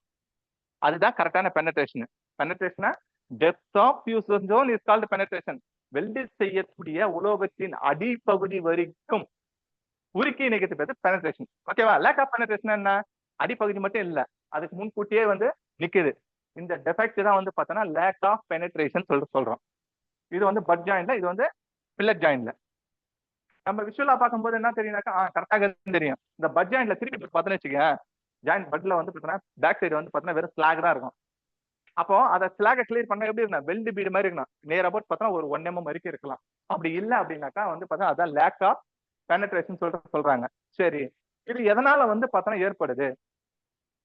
எட்ஜி ப்ரிப்பரேஷன் பண்றோம் இல்லையா? எட்ஜி ப்ரிப்பரேஷன் பண்ணும்போது ஒரு உதாரணத்துக்கு நம்ம எடுத்துக்கலாம். இது வந்து பார்த்தோன்னா சிங்கிள் வீன் எடுத்துக்கோங்க. இதனுடைய ஆங்கிள் பார்த்தீங்கன்னாக்கா வந்து பார்த்தீங்கன்னாக்கா ஒரு 70 to 90 டிகிரி இருக்குன்னு வச்சுக்கோங்க. அது 70 to 90 டிகிரி இருக்கணும். குறுகலா போயிடுச்சு, இந்த ஆங்கிள் வந்து குறுகலா இல்ல, ரொம்ப குறுகலா போயிடுச்சு அப்படின்னாக்கா அப்ப என்ன ஆகுனாக்கா உள்ள வந்து பெனட்ரேட் ஆகாது. அதுதான் என்ன சொல்றேன்னாக்கா பெவல் ஆங்கிள் வந்து பார்த்தோன்னா இரகுலரா வந்து சூஸ் பண்றது. அடுத்தது வந்து பார்த்தீங்கன்னாக்கா கீ ஹோல். நம்ம வந்து பார்த்தோன்னா ரூட் அடிக்கும் போது வந்து பார்த்தோன்னா கீ ஹோல் வந்து மெயின்டைன் பண்ணணும். கீ ஹோல்லாம் ஒன்றும் இல்லை. இப்போ இது வந்து ரூட் கேப் இருக்குது. இங்க இருந்து வெல்டு பண்ணிட்டு வரோம். வெல்டு பண்ணிட்டு வரும்போது இந்த இடத்துல வந்து பார்த்தீங்கன்னா அந்த இது வந்து என்லார்ஜ் ஆகும். அந்த என்லார்ஜ் ஆகல அப்படின்னாக்கா அந்த வந்து பார்த்தோன்னா பெனட்ரேஷன் மெயின்டைன் ஆகாது. அதுக்கப்புறம் பார்த்தோன்னாக்கா டிராவல் ஸ்பீடு வந்து ரெண்டு வெறும் வந்து பார்த்தோன்னா 2 எட்ஜஸும் வந்து பெல்ட் ஆகணும். பெல்ட் ஆகாம ரொம்ப ஃபாஸ்டா வந்தாலும் இந்த ப்ராப்ளம் வந்து உண்டாகும் அப்படின்றாங்க. கரண்ட் செட்டிங் வந்து லோவா வச்சாலும் வரும். இதுதான் வந்து பார்த்தோன்னா இந்த லேக் ஆஃப் பெனட்ரேஷன் ஏற்படுறதுக்குரிய காரணம். இதுக்கு ரெமிடிஸ் என்ன? கரெக்டான சைஸ் உள்ள எலக்ட்ராய்டை சூஸ் பண்ணணும். டிராவல் ஸ்பீடு கரெக்டா இருக்கணும். கரண்ட் வந்து சரியா வந்து வச்சு நம்ம யூஸ் பண்ணணும். எட்ஜி ப்ரிப்பரேஷன் வந்து பார்த்தோம்னா சரியான மெத்தட்ல நம்ம ஆஸ் பர் இன்ஜினியரிங்ல என்ன கொடுத்துருக்காங்களோ அந்த மெத்தட்ல இருக்கணும். இதெல்லாம் இருந்ததுனாக்கா வந்து நம்ம பண்ணலாம். சரி, அப்படி இல்ல, பெனட்ரேஷன் இல்ல, என்ன பண்ணணும்? ஜாபை திருப்பி போட்டு என்ன பண்ணணும்? பேக் சைடு வந்து பார்த்தீங்கன்னா கவுசிங் பண்ணி எடுத்துட்டு கிரைண்டிங் பண்ணிட்டு அதை வந்து ஃபில் பண்ணணும். இதுதான் வந்து பார்த்தோன்னா இதுக்கு வந்து ரெமிடிஸ் ஆக்ஷன். அடுத்தது வந்து பார்த்தீங்கன்னா ஓவர்லேப். ஓவர்லேப்னா ஒன்றும் இல்லை, வெல்டிங் செய்யும் பொழுது அது என்ன ஆகுனாக்கா மேல வந்து உரியாமல் அப்படி மடிச்ச மாதிரி ஆயிடும். இதை பாருங்க, இந்த மடிச்ச மாதிரி ஆகுது இல்லையா? இந்த இதுதான் வந்து பார்த்தோன்னா ஓவர்லேப். ஒண்ணு மேல ஒண்ணு ஏறிக்கும், அவ்வளவுதான். இப்படி மடிச்ச மாதிரி ஆயிடும். அந்த டெஃபெக்ட் தான் வந்து பார்த்தீங்கன்னாக்கா நம்ம வந்து ஓவர்லேப்னு சொல்றோம். இந்த ஓவர்லேப் ஏற்படக்கூடிய காரணம் என்ன? சரியான வந்து கிளீனிங் இல்ல, எலக்ட்ரோடங்கள் தப்பு, கரண்ட் வந்து லோ கரண்ட் வைக்கிறோம் அப்படின்னா இந்த ஓவர்லேப் வந்து ப்ராப்ளம்ஸ் வந்து உருவாகும். சரி, இது என்ன ரெமிடி அப்படின்னாக்கா ப்ராப்பரான வந்து எலக்ட்ராய்டை சூஸ் பண்ணணும், கரண்ட் செட்டிங் கரெக்டா வைக்கணும், கிளீனிங் கரெக்டா இருக்கணும். சரி, அப்படி ஓவர்லேப் ஆயிடுச்சு, என்ன பண்ணணும்னாக்கா அந்த பகுதி கிரைண்டிங் ஆர் கவுசிங் என்ன நம்ம கிட்ட இது இருக்குதோ அந்த டெக்னாலஜியை நம்ம யூஸ் பண்ணி ரிமூவ் பண்ணிட்டு அதை வந்து கிளியர் பண்ணணும். இந்த பேஸ் மெட்டல் வந்து பார்த்தோன்னா உருகாம அப்படியே இணைஞ்சிடும். வெறும் பில்லர் மெட்டல் மட்டும் அப்படி வலிச்ச மாதிரி ஆயிடும். அதை தான் வந்து பார்த்தோன்னா இந்த ஓவர்லேப் சொல்லுவோம். ஸ்பேட்டர்ஸ்னாக்கா வெல்டிங் செய்யும் பொழுது எடை குறைவான சிறு சிறு மெட்டல் பார்ட்டிகல்ஸ் உலோக குழம்பு வந்து தெரிக்கும். அந்த டெஃபெக்ட் தான் வந்து பார்த்தோன்னா ஸ்பேட்டர்னு சொல்லிட்டு சொல்றோம். ஸ்பேட்டர்ஸ் வந்து எதனால வந்து உருவாகுது அப்படின்னு பார்த்தோன்னா ஃபர்ஸ்ட் வந்து காரணமே வந்து பார்த்தோன்னாக்கா வந்து கரண்ட், ஹை கரண்ட். இந்த ரேஞ்சில் கரண்ட் வைக்கணும். கரண்ட் வந்து அதிகமா போச்சுன்னா எனக்கு தெரியுது. ரெண்டாவது அந்த சர்ஃபேஸ் அந்த இது வந்து பார்த்தோன்னா சரியா கிளீன் பண்ணல அப்படின்னாலும் வரும். பொலாரிட்டி நம்ம டிசி வெல்டிங் யூஸ் பண்ண பொலாரிட்டி வந்து சேஞ்ச் ஆச்சுனாக்கா அதனாலே வந்து ஸ்பேட்டர்ஸ் வரும். அப்புறம் எலக்ட்ராட் ஆங்கிள் வந்து கரெக்டா யூஸ் பண்ணணும். எலக்ட்ராட் ஆங்கிள்ஸ் வந்து நம்ம மாறிச்சுனாலும் அது மூலியமாவும் ஸ்பேட்டர்ஸ் வரும். அடுத்தது லாங் ஆர்க் கரெக்டா யூஸ் பண்ணோம். மீடியம் ஆர்க் லென்த் யூஸ் பண்ணா லாங் ஆர்க் லென்த் யூஸ் பண்ணாலும் என்ன ஆகும்னா ஸ்பேட்டர்ஸ் வந்து ப்ராப்ளம் வரும். அப்ப இது எப்படி வந்து ரெமெடி பண்ணணும், கிளியர் பண்ணணும் அப்படின்னு பார்த்தோன்னாக்கா கரெக்டான ஆர்க் லென்த் யூஸ் பண்ணணும், சரியான கரண்ட்டை வைக்கணும், சரியான ப்ராப்பரான கிளீன் பண்ணணும். சரி, ஸ்பேட்டர்ஸ் இது எப்படி நம்ம வந்து கிளியர் பண்ணணும்? இப்ப இந்த மெட்டல் மேல பூரா தெரிச்சிச்சு இல்லையா, ஒண்ணு சிப்பிங் ஹேமர் வச்சு சிப் பண்ணி எடுக்கலாம். அப்படி இல்லையா என்ன பண்ணலாம், நம்ம என்ன யூஸ் பண்றோம், சிப்பர். நம்ம சிப்பர் வச்சு அந்த ஏர் ஹோஸ் போட்டு நம்ம அழுத்துறோம் இல்லையா, அந்த மெத்தட்லயும் வந்து பார்த்தோம்னாக்கா இதை வந்து ஸ்பேட்டர்ஸை வந்து நம்ம வந்து ரிமூவ் பண்ணலாம். எக்ஸசிவ் பெனட்ரேஷன் அப்படின்னு சொல்றாங்க. எக்ஸசிவ் பெனட்ரேஷன் என்ன, பெனட்ரேஷன் வந்து பார்த்தோம்னாக்கா நார்மலா இருக்கணும். இந்த இதுல வந்து பாத்தீங்கன்னா ஒரு 0.5ல இருந்து 1 mm குள்ளதான் இருக்கணும். நீ வெல்டு பண்ணும்போது உருகி பேஸ் மெட்டலோட பின் பக்கம் பார்த்தோம்னாக்கா இப்படி திருப்பி போட்டா சர்ஃபேஸ் ஆஃப் பேஸ் மெட்டலுக்கும் அந்த இதுக்கும் பாத்தீங்கன்னா 1 mm 0.5ல இருந்து 1 mm இருந்தா கரெக்டான பெனட்ரேஷன். 1 mmத்துக்கு மேல போயிடுச்சு அப்படின்னாக்கா வந்து பார்த்தோன்னா அதுதான் எக்ஸசிவ் பெனட்ரேஷன். அப்ப இது எதனால வருது அப்படின்னாக்கா நம்ம வைக்கிற வந்து பார்த்தோன்னா ரூட் கேப், ரெண்டு ஜாபுக்கும் இடைப்பட்ட distance, shortest distance between joining the two metals is called root கேப்னு சொல்றோம். ரெண்டு ஜாபை இணைக்கும் போது ஒரு சின்னதா ஒரு கேப் வைக்கிறோம் இல்லையா, அதான் ரூட் கேப் சொல்றோம் இல்லையா. ரூட் கேப் வந்து அதிகமா இருந்தா வரும். ரெண்டாவது இங்க வந்து பாத்தீங்கன்னாக்கா இது வந்து பாத்தீங்கன்னா ரூட் பேஸ் வந்து கரெக்ட் இருக்கணும், 2 mm இருக்கணும். அப்படி நீ ரூட் பேஸ் எடுக்கல, இது மாதிரி ஷார்ப் எட்ஜஸா இருக்குது அப்படின்னாக்கா என்ன ஆகும்னாக்கா, ஷார்ப் எட்ஜ் இருக்கும்போது என்ன பண்ணுவோம், சீக்கிரமா மெல்ட் ஆகும்ல ஷார்ப்பா இருக்குனாக்கா. அப்போ ஒரு வந்து பார்த்தோன்னா ஒரு 2 mm இந்த இருக்கிறனாக்கா கரெக்ட் பண்ணலாம். உருகி அதிகமா வெளியே வரும். அதிகமா வெளியே வரது தான் இந்த எக்ஸிஸ் பண்ண சொல்றோம். அப்ப என்ன பண்ணணும், எட்ஜ் ப்ரிப்பரேஷன் வந்து பக்காவா பண்ணணும். கரெக்டான எலக்ட்ராடை சூஸ் பண்ணணும். ஒரு 3.15 mm நீ கேப் வைக்கிறனாக்கா அங்க வந்து 2 mm எலக்ட்ராட் யூஸ் பண்றேன்னு வச்சுக்க, என்ன போவோம், அது ஆர்க் போர்ஸ் காரணமாக என்ன பண்ண அதிகமா போகும். அப்ப எலக்ட்ராட் சைஸ் வந்து பார்த்தோன்னா ரொம்ப இம்பார்ட்டண்டா இருக்குது. அதே மாதிரி டிராவல் ஸ்பீடு, நீ ரூட்டன் அடிக்கிறனாக்கா டிராவல் ஸ்பீடு வந்து நார்மலா வரணும். நீ பாட்டு நிறுத்தி வந்து வச்சுக்க, எலக்ட்ராட் பாட்டு என்ன பண்ண உருகி பின்னால வந்து நேரம் இருக்கும். அப்ப டிராவல் ஸ்பீடும் வந்து பார்த்தோன்னா ஒரு பங்கு வகிக்குது. சரி, இதை பண்ண என்ன பண்ணணும், ரெமிடிஸ் என்ன பண்ணணும் அப்படின்னாக்கா ப்ராப்பரான வந்து பார்த்தோன்னா எட்ஜ் ப்ரிப்பரேஷன் தேவை. கரண்ட் வந்து பார்த்தீங்கன்னாக்கா கரெக்டான லெவல் சூஸ் பண்ணணும். ரெண்டாவது சரியான எலக்ட்ராட நம்ம size of diameter of electrode வந்து கரெக்டா நம்ம சூஸ் பண்ணணும். சூஸ் பண்ணா இந்த இது வந்து எக்ஸசிவ் பெனட்ரேஷன் வராம நம்ம தடுக்கலாம். சரி, வந்துடுச்சு என்ன பண்ணணும்னாக்கா நம்ம கிரைண்டிங் பண்ணி தான் எடுத்தாகணும், வேற வழி இல்லை. அப்ப என்ன பண்ணுவாங்க, ஃபியூச்சர்ல வந்து ஒத்துக்க மாட்டாங்க. அதனால என்ன பண்ணா மெட்டல் வந்து வீக் ஆகும், அதனால வேணாம்னு சொல்லுவாங்க. எக்ஸசிவ் பெனட்ரேஷனுக்கு இதுவும் ஒரு ப்ராப்ளம். மிஸ்மேட்ச் ஜாபை வந்து செட்டிங் போடும் பொழுது கரெக்டா 180 டிகிரினா 180 டிகிரில இருக்கணும். இதை வந்து இப்படி மேட்ச் பண்ணி அன்ஈவனா டேக் போட்டு என்ன பண்ணாக்கா அடிச்சு லெவல் பண்ணணும். லெவல் பண்ணிட்டு அதுக்கப்புறம் வெல்டு பண்ணணும். அப்படி இல்லைனாக்கா இந்த மாதிரி பார்த்தோன்னா மிஸ் மேட்சிங் அன்ஈவனா இருக்கும்.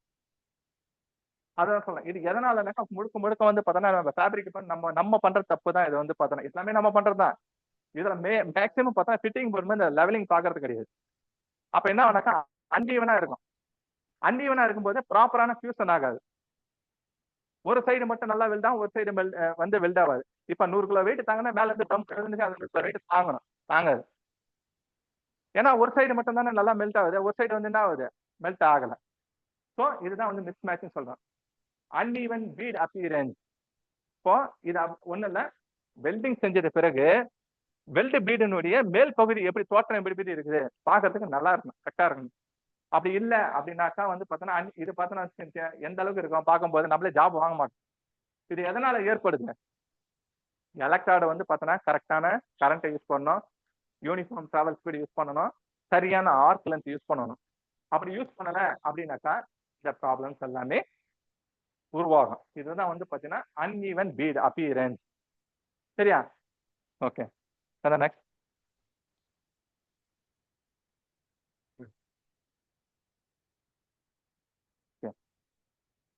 வந்து பாத்தீங்கன்னாக்கா நம்ம பார்க்க போற டாபிக் டிஸ்டார்ஷன். டிஸ்டார்ஷன்னா என்ன? ஒரு பொருள் தன்னுடைய இயல்பான நிலையிலிருந்து சேஞ்ச் ஆகிறதுக்கு தான் டிஸ்டார்ஷன். காமனா இங்க டிஸ்டார்ஷன் என்னன்னாக்கா, வெப்பத்தால ஒரு பொருள் வந்து தன்னுடைய நிலையிலிருந்து மாற்றம் அடைவதற்கு அதுக்கு தான் டிஸ்டார்ஷன் சொல்றோம். இந்த டிஸ்டார்ஷன் வந்து பாத்தீங்கன்னாக்கா மொத்தம் வந்து பார்த்தோன்னா 3 டைப்ஸ் ஆஃப் டிஸ்டார்ஷன் இருக்குது. ஒன்று வந்து பாத்தீங்கன்னா longitudinal distortion, transverse, angular distortion. இது பாருங்க, லாஞ்சிடியூடினல் டிஸ்டார்ஷன் என்னன்னாக்கா, இதனை வெல்ட் பண்ணிக்கிட்டு பிறகு இதன் நீள வாட்டத்தில் ஏற்படக்கூடிய மாற்றங்கள், இப்படி பெண்டா இருக்குது இல்லையா, படகு மாதிரி இருக்குது இல்லையா, இதான் வந்து லாஞ்சிடியூடினல் சொல்லிட்டு சொல்லணும்.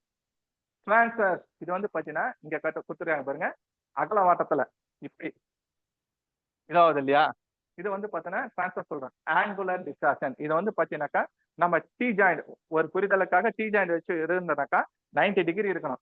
90 டிகிரில ஒரு சைடு ஈர்த்தும் போச்சு, இல்ல ஆப்போசிட் சைடு ஈர்த்தும் போச்சு அப்படின்னா அதுல கோண வாக்கத்துல ஏற்படக்கூடிய மாற்றத்துக்கு தான் வந்து பாத்தீங்கன்னாக்கா ஆங்குலர் டிஸ்டார்ஷன் சொல்றோம்.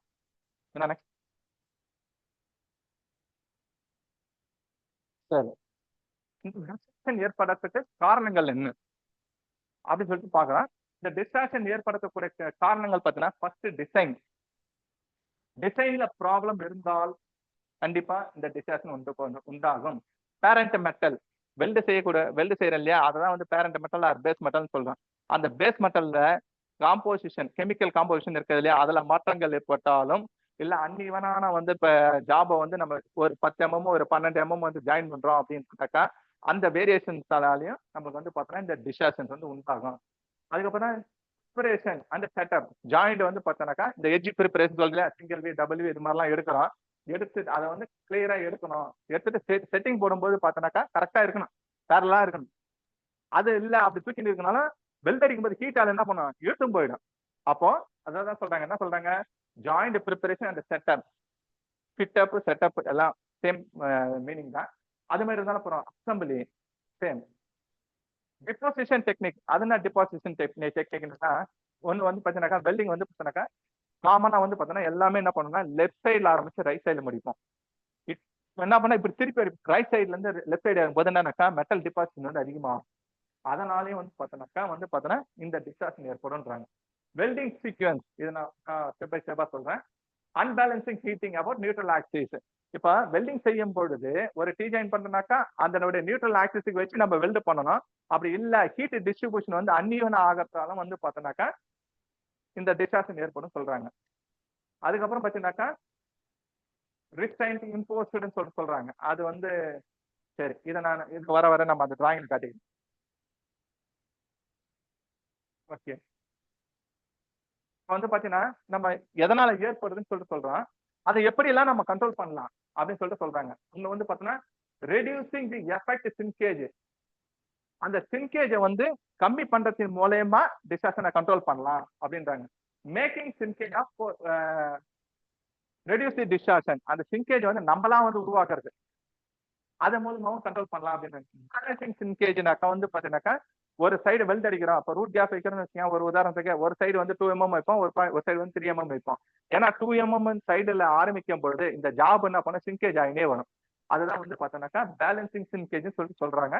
இதுல ஒண்ணுன்னா பார்த்தலாம் ரெடியூசிங் எஃபெக்டிவ் சின்கேஜ் பொறுத்து பார்த்தோன்னா அவாய்ட் ஓவர் வெல்டிங். இப்போ வந்து பார்த்தீங்கன்னா இது இருக்குது. இப்போ இதுல வந்து பாத்தீங்கன்னாக்கா இப்ப ஒரு 5 mm பில்லட்னு வச்சுக்கோங்களேன். இப்ப என்னன்னாக்கா ஒரு 4 mm எலக்ட்ரான் யூஸ் பண்ணி ரிசீவ் வரலாம், இல்ல 5 mm எலக்ட்ரான் யூஸ் பண்ணி கொஞ்சம் இதுவா வந்து 5 mm வந்து வந்துடும். அதை விட்டுட்டு லேயர் பை லேயரா வச்சுன்னு போனோம்னு வச்சுக்கோங்க, 5 mm ஒரே ஒரு லேயர் போதும்.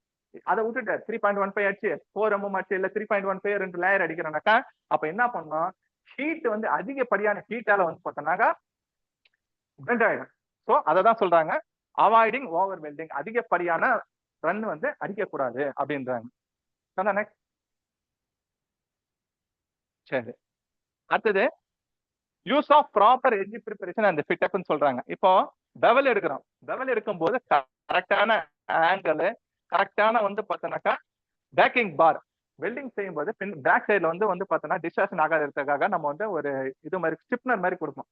அதுதான் வந்து பேக்கிங் பார்னு சொல்லிட்டு இங்க இந்த டேர்ம்ல வந்து நம்ம பேக்கிங் பார் எடுத்துட்டு வரோம். ஏன் அப்படின்னாக்கா வெல்டிங் அடிக்கும் போது அந்த இழுக்காம பார்த்துக்கணும், கண்ட்ரோலிங். அப்போ இந்த பெவல் இருக்கக்கூடிய இந்த ப்ராசஸ்ல மிஸ்டேக் இருந்தாலும் இப்ப நீ எந்த சைடு வந்து நீ வந்து நல்லா கரெக்டா ஷார்ப்பா எடுத்திருக்கிறியா அந்த சைடு முதல்ல மெல்ட் ஆகுமா, சரியா பண்ணாத சைடு என்ன அப்படியே இருக்கும். அப்ப என்ன போவோம், இது மெல்ட் ஆகி இப்படி தூக்கும். அப்ப என்ன சொல்றாங்கன்னாக்கா, ப்ராப்பரான எட்ஜ் ப்ரிப்பரேஷன் இருந்தா செட்டிங் இருக்கணும்ன்றாங்க. செட்டிங் போட்டு பேக் சைடுல வந்து பார்த்தா என்ன வைக்கிறோம், நம்ம சப்போர்ட் பீஸ் வைக்கணும். அப்ப அது கரெக்டா இருக்கணும் அப்படின்றாங்க. அடுத்தது வந்து பார்த்தோன்னா யூஸ் ஆஃப் பி பாசஸ் அப்படின்றாங்க. ஒரு சிங்கிள் பி எடுத்துட்டோம், நீ பாட்டு நம்ம என்ன பண்றோம், ஃபர்ஸ்ட் ரன் எடுக்கிறதுக்குன்னா காமனா எல்லாமே என்ன பண்ணுவோம், ரூட் ரன் எடுக்கிறதுக்கு 3.15 ராட் எலக்ட்ரா யூஸ் பண்றோம். அதுக்கப்புறம் கிளீனிங் பண்றதுக்கு பார்த்தோன்னா 4, அப்புறம் வந்து பில்லர் பாஸ்க்கெல்லாம் வந்து பார்த்தோன்னாக்கா கேப் ஃபில் பண்ணி ஃப்ரேமும் யூஸ் பண்ணலாம். அதை விட்டுட்டு என்னன்னாக்கா நீ பாட்டு 3.15லேயே நீ அடிச்சுட்டு வரணும்னு வச்சுக்க, ஹீட் வந்து பார்த்தோன்னா அதிகமா போயிட்டே இருக்கு.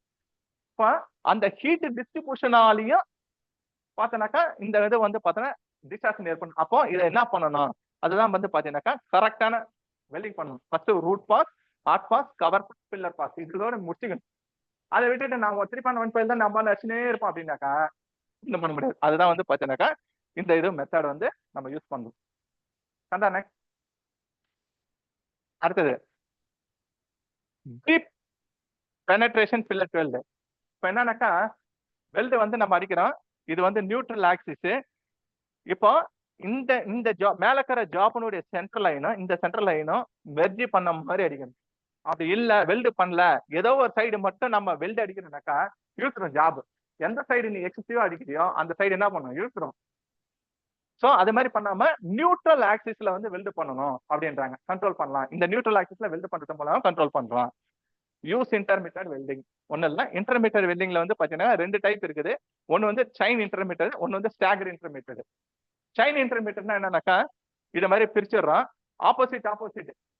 இப்போ இங்க ஃபர்ஸ்ட் பாஸ் அடிக்கிறோம், 2வது பாஸ் இங்க அடிக்கணும், 3வது இங்க, 4வது இங்க, 5வது இங்க, 6வது இங்க. ஏன்னாக்கா கரெக்டா அப்பதான் இந்த பக்கம் அடிக்க சொல்ல இந்த பக்கம் எடுக்குமா, இந்த பக்கம் எடுக்குமா, அப்ப இந்த பக்கம் அடிக்க சொல்ல பேலன்சிங் ஆகும். இது மாதிரி பண்ண சொல்றாங்க. அப்ப இதுக்கு பேர் என்ன, chain intermediate fillet weld, staggered intermediate அப்படின்னு சொல்றாங்க. என்னன்னாக்கா ஆப்போசிட் ஆப்போசிட். ஃபர்ஸ்ட் இங்க அடிக்கிறான், 2வது இங்க அடிக்கிறான், 3 இங்க, 4 இங்க, 5 இங்க. இது மாதிரி அடிக்கிற மெத்தடுக்கு பார்த்தீங்கன்னா ஸ்டாகர்டு இன்டர்மீடியட் வெல்டுன்னு சொல்லிட்டு சொல்றோம். இந்த மாதிரி வெல்டு அடிக்கிறது மூலமாவும் டிஸ்டார்ஷனை நம்ம கண்ட்ரோல் பண்ணலாம். அடுத்தது back step welding. Back step வெல்டிங்னா ஒண்ணும் இல்ல, நம்ம வந்து பார்த்தோம்னாக்கா ஸ்விட்ச் வெல்டு அடிக்கிறோம்ல, ஸ்விட்ச் வெல்டு அடிக்கிறோமா அதே ப்ராசஸ் மாதிரி தான். இப்போ கண்டினியூவா வெல்டிங் அடிக்காம நீ பான்னு அடிச்சுட்டு வந்துனே இருப்பேன், இந்த பக்கம் என்ன பண்ணிக்கும் தூக்கும். அப்போ இது மாதிரி வந்து பார்த்தோன்னா ஜாயிண்ட் வந்து பிரிச்சிடறோம். பிரிச்சுட்டு காமனா என்ன சொன்னேன், லெஃப்ட் டு ரைட் நம்ம வெல்டு அடிக்கிறோம் சொன்னோம் இல்லையா. இப்ப என்ன பண்ணணும்னாக்கா ரைட் டு லெஃப்ட் இப்படி கம்ப்ளீட் பண்ணணும். ரைட் டு லெஃப்ட் மூலியமா வெல்டிங் வந்து இப்படி கம்ப்ளீட் ஆகிறது. நம்ம வந்து பார்த்தோம்னா இங்க ஸ்டார்ட் பண்ணி இங்க முடிக்கிறேன், இங்க ஸ்டார்ட் பண்ணி இங்க முடிக்கிறேன். இந்த மாதிரி மெத்தட்ல வந்து நம்ம வெல்டு பண்ணும்போது இது வந்து பார்த்தோம்னா back step method. Back step மெத்தட்ல வெல்டு பண்ணும்போதும் டிஸ்டார்ஷனை கண்ட்ரோல் பண்ணலாம். Plant wandering method. ஜாப் என்ன பண்ணிடுறேன்னாக்கா இதை வந்து பல பிரிவா பிரிச்சிடறோம், விட்டு விட்டா அடிக்கிறேன் வெல்டிங்க, வேற ஒண்ணும் இல்ல. இங்க ஃபர்ஸ்ட் லேயர் அடிக்கிறோமா, இங்க செகண்ட் லேயர் அடிக்கிறோம், தேர்ட் லேயர் சென்ட்ரல் அடிக்கிறோம், 4th 5th இது மாதிரி விட்டு விட்டு ஃப்ரண்ட் பேக் கவர் பண்ணி அடிக்கிறோம். அதுதான் போட்டிருக்காங்க. ஃபர்ஸ்ட் சீக்வன்ஸ் என்ன பண்ணிருக்காங்க, சென்ட்ரல் அடிச்சிருக்காங்க, அப்புறம் என்ன பண்ணிருக்காங்க எண்டில் அடிச்சிருக்காங்க, அப்புறம் கம்ப்ளீட் பண்றாங்க, அதே 3 இங்க அடிக்கிறாங்க. இது மாதிரி மாத்தி மாத்தி கண்டினியூவா அடிக்காம இங்க இருந்து கொஞ்சம், பின்னால இருந்து கொஞ்சம், சென்ட்ரல் இருந்து கொஞ்சம் அப்படின்னு சொல்லிட்டு மாத்தி மாத்தி இது மாதிரி இது தான் பிளான்ட் வாண்டரிங் மெத்தட். இந்த மெத்தட்லயும் வந்து பார்த்தோம்னா டிஸ்டார்ஷனை கண்ட்ரோல் பண்ணலாம். நெக்ஸ்ட் பேரு ஸ்கிப் வெல்டிங் மெத்தட். அப்படின்னா என்ன, இணைப்பை வந்து பார்த்தோன்னா பல பிரிவா பிரிச்சு வச்சிடறோம். நல்லா ஒரு பெரிய பிளேட்டை வந்து பார்த்தோன்னா நம்ம வந்து வெல்டு பண்ணும் பொழுது இது மாதிரி பண்ணிட்டு டயகனல் அடிக்கிட்டு இங்க பாருங்க, இங்க ஃபர்ஸ்ட் இங்க இந்த கொஞ்சம் தூரம் அடிக்கிறேன், இதுக்கு ஆப்போசிட் டைரக்ஷன். இது அப்ராக்சிமேட்டா நம்ம வந்து அப்படிதான் கோடு போட்டு தான் பண்ணணும் இல்ல, ஜாபனுடைய சென்டர் சுத்தி அடிக்கிறேன் இல்லையா. அப்போ இந்த கார்னர் ஆப்போசிட் கார்னர் அடிக்கிறேன் இல்லையா, அதுக்கு பேர் தான் வந்து ஸ்கிப் வெல்டிங் மெத்தட் அப்படின்னு சொல்றேன். 2வது ப்ரீ செட்டிங் மெத்தட். ப்ரீ செட்டிங்னா என்னன்னாக்கா ஜாப் வந்து ஒரு பட் ஜாயிண்ட்னு வச்சுக்கலாமே, பட் ஜாயிண்ட் வந்து இல்ல டி ஜாயிண்ட் வச்சுக்கோ. பட் ஜாயிண்ட்னா 180 டிகிரில வைக்கிறோம், டி ஜாயிண்ட்னா 90 டிகிரி வைக்கிறோம். கரெக்டா வைக்காம பட் ஜாயிண்ட் வந்து பாத்தீங்கன்னா ஒரு சைடு எவ்வளவு வைக்கிறோம் 179, ஒரு சைடு வந்து பாத்தீங்கன்னா 180. இந்த டிகிரி ஒரு டிகிரில வந்து இந்த மாதிரி ப்ரீ செட் பண்ணி வைக்கும் பொழுது இந்த ரூட் கேப்ல வந்து வெல்டிங் அடிக்கிறதுல வெல்டிங் அடிக்கிறது ஆட்டோமேட்டிக்கா ஜாப் இப்படி இருக்கும். அதை தான் வந்து பார்த்தோன்னா அந்த இதுக்கு பேர் தான் வந்து ப்ரீ செட் மெத்தட். இல்லை ஒரு டீ ஜாயிண்ட் வெல்ட் அடிக்கிறோம் அப்படின்னாக்கா 90 டிகிரி வைக்காம ஒரு சைடு 1 டிகிரி லைட்டா சாச்சிட்டு ஆப்போசிட் சைடுல வெல்ட் அடிக்கணும். ஒரு சைடு 91 டிகிரி, ஒரு சைடு 89 டிகிரி இருக்கிற மாதிரி அடிக்கிறோம். அப்போ வெல்டிங் அடிக்கும் போது இழுக்கும் இல்லையா, அதுக்கு பேர் தான் வந்து பார்த்தோன்னா ப்ரீ செட் மெத்தட். இந்த மெத்தட்ல வேணாலும் டிஸ்டார்ஷனை கண்ட்ரோல் பண்ணலாம். நெக்ஸ்ட் அடுத்தது அதேதான். இப்போ வந்து பாத்தீங்கன்னா pre cambering to composite angular distortion அப்படின்னு சொல்லிட்டு சொல்றோம். இப்போ வந்து பாத்தீங்கன்னா ஒரு ஐ மாதிரி நம்ம ஃபிட்டப் பண்ணும்போது ஒரு சைடு வந்து தூக்கி வச்சாப்புல இது மாதிரி பண்ணும்பொழுது நம்ம வந்து டிஸ்டார்ஷன் அவாய்ட் பண்ணலாம் அப்படின்றாங்க. அதுக்கப்புறம் பாத்தீங்கன்னாக்கா ஷ்ரிங்கேஜ் அலவன்ஸ். 2 ஜாப் வந்து ஜாயின் பண்றோம். ஜாயின் பண்ணும்போது கொஞ்சம் கேப் விடணும். ரூட் கேப் மாதிரி விட்டு நம்ம வெல்ட் பண்ணும்போது அது இழுக்கும் போது சரியான இது கொண்டு வரும். நீ கேப் வைக்கல அப்படின்னா உண்மை இழுக்கும் போது இப்ப 90 mm டயான்னு வச்சுக்கோங்க. அப்ப என்ன பண்ணா எக்ஸசிவா ஒரு 1 mm சேர்த்து வைக்கும் போது ஒரு உதாரணத்துக்கு 91 வச்சு நம்ம பண்ணும்போது என்ன ஆகுனாக்கா வெல்டிங் அடிக்கும்போது சிங்க் ஆகும். அதன் மூலியமாவும் நம்ம வந்து டிஸ்டார்ஷனை கண்ட்ரோல் பண்ணலாம் அப்படின்றாங்க. ப்ரீ பெண்டிங் மெத்தட் ஜாபை வந்து பார்த்தீங்கன்னா இது மாதிரி வந்து திக்னஸ் கம்மியா இருக்கிற ஜாபை கிளாம்பிங் மெத்தட் பண்ணிட்டு வெல்டிங் அடிச்சிட்ட பிறகு நம்ம ரிலீஸ் பண்ணனா அதன் மூலமாவும் டிஸ்டார்ஷன் கண்ட்ரோல் பண்ணலாம். அது வந்து பார்த்தீங்கன்னா pre bend method. Next balancing sinkage force. மொத்தம் 3 டைப் சொன்னோம் இல்லையா. அடுத்த டைப் வந்து பார்த்தீங்கன்னா பேலன்சிங் சிங்கேஜ் போர்ஸ்ன்னு சொல்றாங்க. Use proper welding sequence. இப்போ ஒரு ஸ்கொயர் டியூப் வந்து வெல்ட் அடிக்கிறோம். வெல்ட் அடிக்கும் போது கண்டினியூவா அடிக்காம இந்த ஆப்போசிட் மாறி இதை வந்து பார்த்தோன்னாக்கா நீங்க எத்தனை பாகமானாலும் பிரிச்சுக்கணும். இப்போ இங்க ஃபர்ஸ்ட் ரன் அடிக்கிறேன், அப்போ இங்க சென்டர்ல இருந்து பார்த்தோன்னா செகண்ட், அப்புறம் இது தேர்டு, இது ஃபோர்த், இது மாதிரி இணைப்பம் வந்து பல பாகமா பிரிச்சுக்கணும். ஆப்போசிட் அடிக்கும்போது இழுத்துட்டு போவாது. அது வந்து பேலன்சிங் பண்ணலாம். அதுக்காக தான் இந்த மெத்தட் வந்து யூஸ் ப்ராப்பர் வெல்டிங் சீக்வன்ஸ் சொல்றாங்க. அதுக்கப்புறம் பார்த்தோன்னா வெல்டிங் சீக்வன்ஸ். இப்போ வந்து பார்த்தோன்னா இது இந்த பட் ஜாயிண்ட்ல காட்டியிருக்கிறாங்க. இங்க பார்த்தோன்னா இது வந்து பார்த்தோன்னா டபுள்யூ பட் ஜாயிண்ட். இப்போ ரூட் ரன் அடிச்சிடுறேன். ரூட் ரன் அடிச்ச பிறகு ஃபர்ஸ்ட் ரன் மேல் பக்கம், ஜாப் திருப்பி போட்டு செகண்ட் ரன் கீழ் பக்கம், திரும்ப மேல தேர்டு, கீழே தேர்டு, மேல கவரிங் ரன், கீழே கவரிங் ரன். இது மாதிரி பார்த்தோன்னா மாறி சீக்வன்ஸ் வெல்டை வந்து ஃபாலோ பண்ணனாக்கா இதுலயும் டிஸ்டார்ஷனை கண்ட்ரோல் பண்ணலாம் அப்படின்றாங்க. ரெண்டாவது அடுத்தது வந்து பார்த்தீங்கன்னா பீனிங் மெத்தட் அப்படின்றாங்க. பீனிங்னா ஒன்றும் இல்லை, ஜாபை வெல்டு பண்ணிட்ட போது அதுக்கப்புறம் அதே ஹீட்ல வந்து ஹேமரிங் பண்ணி பண்ணலாம். திக்னஸ் கம்மியா இருக்கிற ஷீட்ல நம்ம வெல்ட் அடிக்கலாம். வெல்ட் அடிக்கும் போது என்ன பண்ணா சுவிக்கும். அப்ப என்ன பண்ணுவாங்கக்கா அதை வந்து குளிர் வைக்காம அப்படியே ஹேமர் பிடிச்சிட்டு டாங்ஸ்ல பிடிச்சி என்ன பண்ணுங்க தட்டி அது மூலமாவும் டிஸ்டார்ஷனை கண்ட்ரோல் பண்ணலாம். ஷீட்லயே அடிக்கிறது அவ்வளவுதான். டைவர்ஜென்ஸ் அலவன்ஸ்னா ஒண்ணு இல்லை, இது வந்து பட் ஜாயிண்ட் காட்டிக்கிறாங்க. இது ரூட் கேப் கொடுத்துருக்காங்க. ஒரு உதாரணம், இந்த பக்கம் 2 mm, இந்த பக்கம் 3 mm இருக்குது. ஏன் அப்படின்னாக்கா இங்க இருந்து நீ வெல்டிங் ஸ்டார்ட் பண்ணும்போது இந்த பக்கம் வந்து இப்படி சுருங்கும். இப்ப ஈவனா வைக்கிறேன்னு வச்சுக்கோங்க. இப்ப இங்க 2 mm வைக்கும் போது இங்க வெல்டிங் அடிக்கும் போது என்ன பண்ணா ஜாப் வந்து க்ளோஸ் ஆயிடுச்சு அப்படின்னா அந்த இடத்துல வந்து பெனட்ரேஷன் வராது. இந்த இதுக்கு பேர் தான் டைவர்ஜிங் அலவன்ஸ் சொல்றோம். ஓகே, அடுத்து வந்து பாத்தீங்கன்னாக்கா ஜிக் அண்ட் பிக்சர்.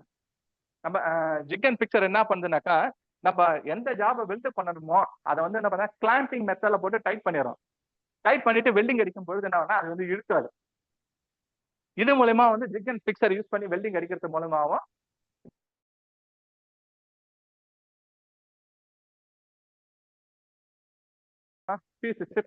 பேக்ல வந்து ஸ்டிப்னர் பீஸ் கொடுத்துருவோம். இப்ப எங்க முடியுமோ, இப்ப நம்ம கம்பெனில எடுத்துக்காம நம்ம லெக் அசம்பிளி அடிக்கிறாங்கல்ல, லெக் வெல்டிங் அடிக்கிறாங்கல்ல, A1 பெல் அந்த பேஸ்கெட் இல்லைங்களா, பிக்சர்ல வச்சு என்ன பண்ணாங்க எல்லாமே லாக் பண்ணிட்டு அடிக்கிறாங்கல்ல. ஏன்? அதனுடைய டைரக்ஷன் ஆங்குலர் மாறாம இருக்கிறதுக்காக இந்த மெத்தட் நம்ம யூஸ் பண்ணணும். எங்க முடியுமோ அங்க ஜிக் அண்ட் பிக்சர் யூஸ் பண்ணலாம். இது மூலயமா டிஸ்டார்ஷன் கண்ட்ரோல். அடுத்தது வந்து டேக் வெல்ட் இன் 2 லேயர்ன்றாங்க.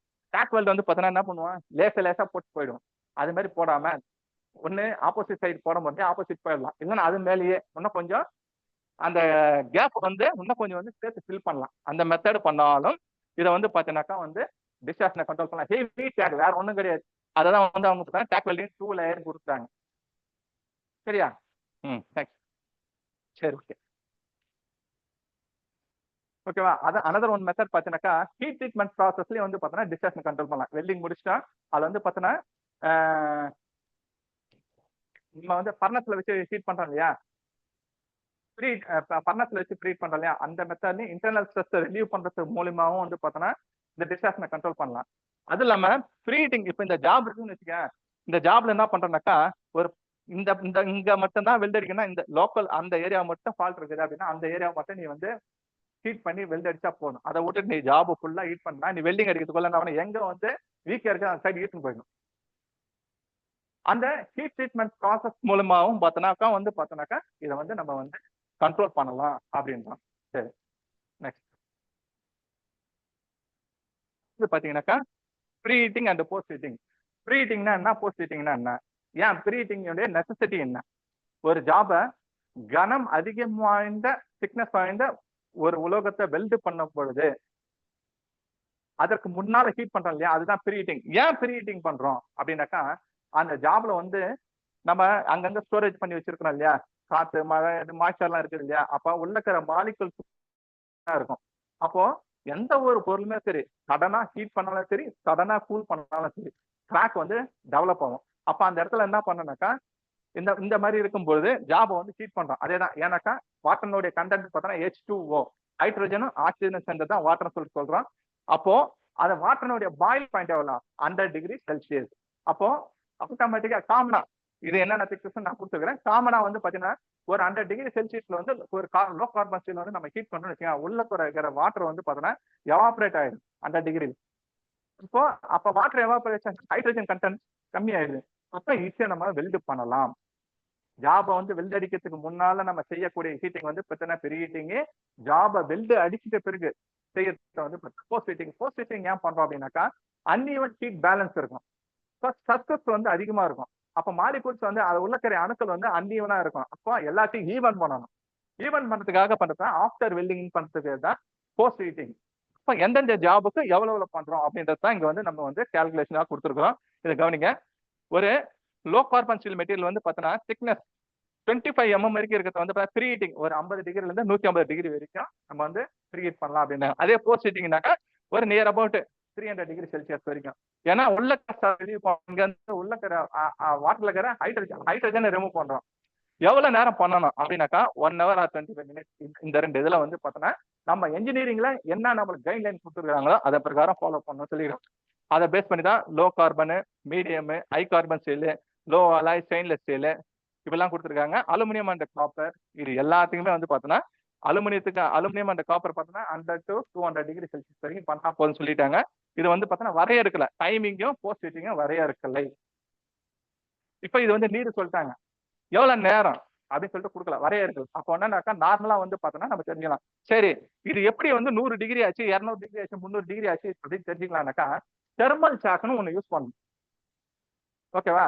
அந்த தெர்மல் கிரையான்ஸ் நம்ம யூஸ் பண்றோம்ல, கலர் கிரையான்ஸ், தெர்மல் சாக் அது வந்து கலர் கிரையான்ஸ் மாதிரி இருக்கும், மெழுகு மாதிரி இருக்கும். ஒரு புரிதலுக்காக கிரையான்ஸ் மாதிரி இருக்கும். அப்போ ஒரு ஜாப் வந்து ஹீட் பண்றோம், அதுல வந்து பார்த்தோன்னா இது ஜாப்னு வச்சுக்கோங்களேன், இப்படி ஸ்கிராச் பண்ணா உடனே மெல்ட் ஆகணும். மெல்ட் ஆயிடுச்சுன்னா ஓகே, ஹீட் வந்து ஆயிடுச்சுன்னா அது எப்படி வந்து பார்த்தோன்னா இது 100°க்கு எப்படி அப்படின்னாக்கா தெர்மல் சாக்கு ஒவ்வொரு டிகிரிக்கு ஒவ்வொரு கலர் கொடுத்துருப்பாங்க. அதுல ஸ்பெசிபிகேஷன் மென்ஷன் பண்ணிருப்பாங்க. இது வந்து 50°, 100°ன்னு சொல்லிட்டு. இப்போ லைட்டா ஸ்கிராச் பண்ணும்பொழுது அந்த வேக்சின் வந்து பார்த்தோன்னா உருகுச்சு அப்படின்னாக்கா ஓகே ஹீட் ஆயிடுச்சு. உருகுல அப்படியே இருக்குதுன்னா ஒன்னும் ஹீட் ஆகல. புகை வருதுன்னு வச்சுக்கேன், அதிகமா ஓவர் ஹீட் ஆகி போச்சு அப்படின்ட்டு தெரிஞ்சுக்கணும். இதை வந்து கண்ட்ரோல் பண்றதுக்கு பார்த்தோன்னா நம்ம வந்து எதுவுமே பண்ண முடியாது. ஒன்லி ஃபார் தெர்மல் சாக் மூலயமா மட்டும்தான் இந்த வந்து ஹீட்டிங் ஆச்சான்னு சொல்லிட்டு நம்ம ஒர்க் ஸ்பாட்ல தெரிஞ்சுக்க முடியும். இதே ஃபர்னஸ் போயிட்டீங்கன்னா அங்க வேற கால்குலேஷன். ஒர்க் ஸ்பாட்ல இருந்து ஜாப்ல வந்து பார்த்தா இந்த தெர்மல் சாக் மட்டும்தான் வந்து பார்த்தோன்னாக்கா யூஸ் ஆகும். சரியா? சரி, இன்னைக்கு நம்ம வந்து பார்த்தோன்னா கிளாஸ்ல வந்து பார்த்தீங்கன்னா எலக்ட்ராட் பார்த்தோம், எலக்ட்ராடோடைய ஃபங்க்ஷன் என்னன்னு பார்த்தோம், கோடிங் ஆஃப் எலக்ட்ராட் பார்த்தோம். அதுக்கப்புறம் பார்த்தோம்னா வெல்டிங் டிஃபெக்ட்ஸ் எதனால ஏற்படுது, அதை எப்படி நம்ம கண்ட்ரோல் பண்ணணும் அப்படின்றத பார்த்தா. அதுக்கப்புறம் பார்த்தோன்னா டிஸ்ட்ராக்ஷன்னா என்னன்னு பார்த்தா, ஏற்படக்கூடிய காரணங்கள் என்ன, அது எப்படி எந்தெந்த மெத்தட்ல வந்து சீக்வன்ஸ்ல வந்து நம்ம வந்து கண்ட்ரோல் பண்ணலாம் அப்படின்னு சொல்லிட்டு பார்த்தோம். அடுத்தது வந்து பார்த்தோன்னா ஃபைனலா வந்து பார்த்தோன்னா ப்ரீ ஹீட்டிங், போஸ்ட் ஹீட்டிங் பார்த்தோம். ப்ரீ ஹீட்டிங்னா என்ன, போஸ்ட் ஹீட்டிங்னா என்னன்னு பார்த்தோம். அந்த ப்ரீ ஹீட்டிங் வந்து டேபுலர் காலம், ப்ரீ ஹீட்டிங் வந்து எந்தெந்த மெட்டலுக்கு எவ்வளவு நேரம் போடணும் அப்படின்ட்டு ஒரு டேபுலர் காலம் பார்த்தோம். இந்த ஹீட்டிங்கை செக் பண்றதுக்கு யூஸ் பண்ணக்கூடிய ஒரு பொருள் தெர்மல் சார்ட் அப்படின்னு சொல்லிட்டு சொன்னா, அதுக்கு எடுத்துக்காட்டு வந்து கிரையான்ஸ் சொல்லிட்டு சொன்னோம். கிரையான்ஸ் மாதிரி இருக்கும். அது வந்து 50°, 100° எப்படி பாக்குறோம் அப்படின்னா அதுல வந்து பாத்தீங்கன்னா கலர் வேரியேஷன் ஆகும். தெர்மல் சாக்ல வந்து ஒவ்வொரு கலர் இருக்கும், அப்படிலாம் ஸ்பெசிஃபிக்கா மென்ஷன் பண்ணிருப்பாங்க மேல. அதை வச்சு பாத்தீங்கன்னாக்கா வந்து பார்த்தோன்னா இது 100°C நம்ம யூஸ் பண்ணலாம், 200° யூஸ் பண்ணலாம் சொல்லிட்டு சொல்றோம்.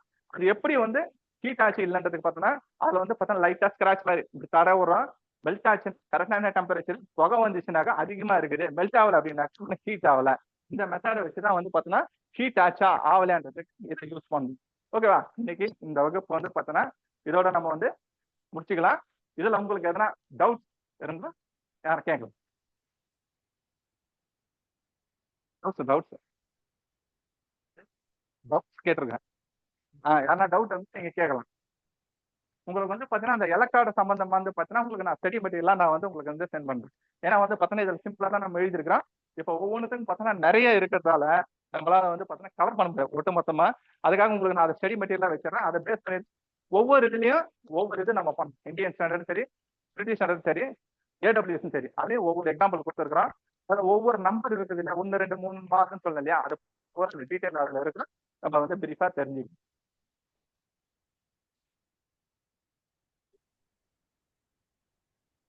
கேக்குதுங்களா? யாருக்காவது டவுட்ஸ் இருந்தா ஹேண்ட் ரைஸ் பண்ணுங்க. ஏற்கனவே ரியல்மி அப்படிங்கிற ஒரு நேம்ல இருக்கிற ஹேண்ட் ரைஸ் பண்ணியிருக்காரு. ஃபர்ஸ்ட் இந்த ரியல்மி பேட் போட்டுக்கலாம், அந்த பேர்ல இருக்கிற அன்மியூட் பண்றேன். உங்க டவுட்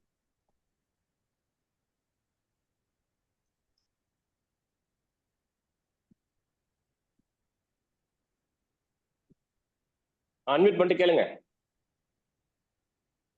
இல்லையா அவரு?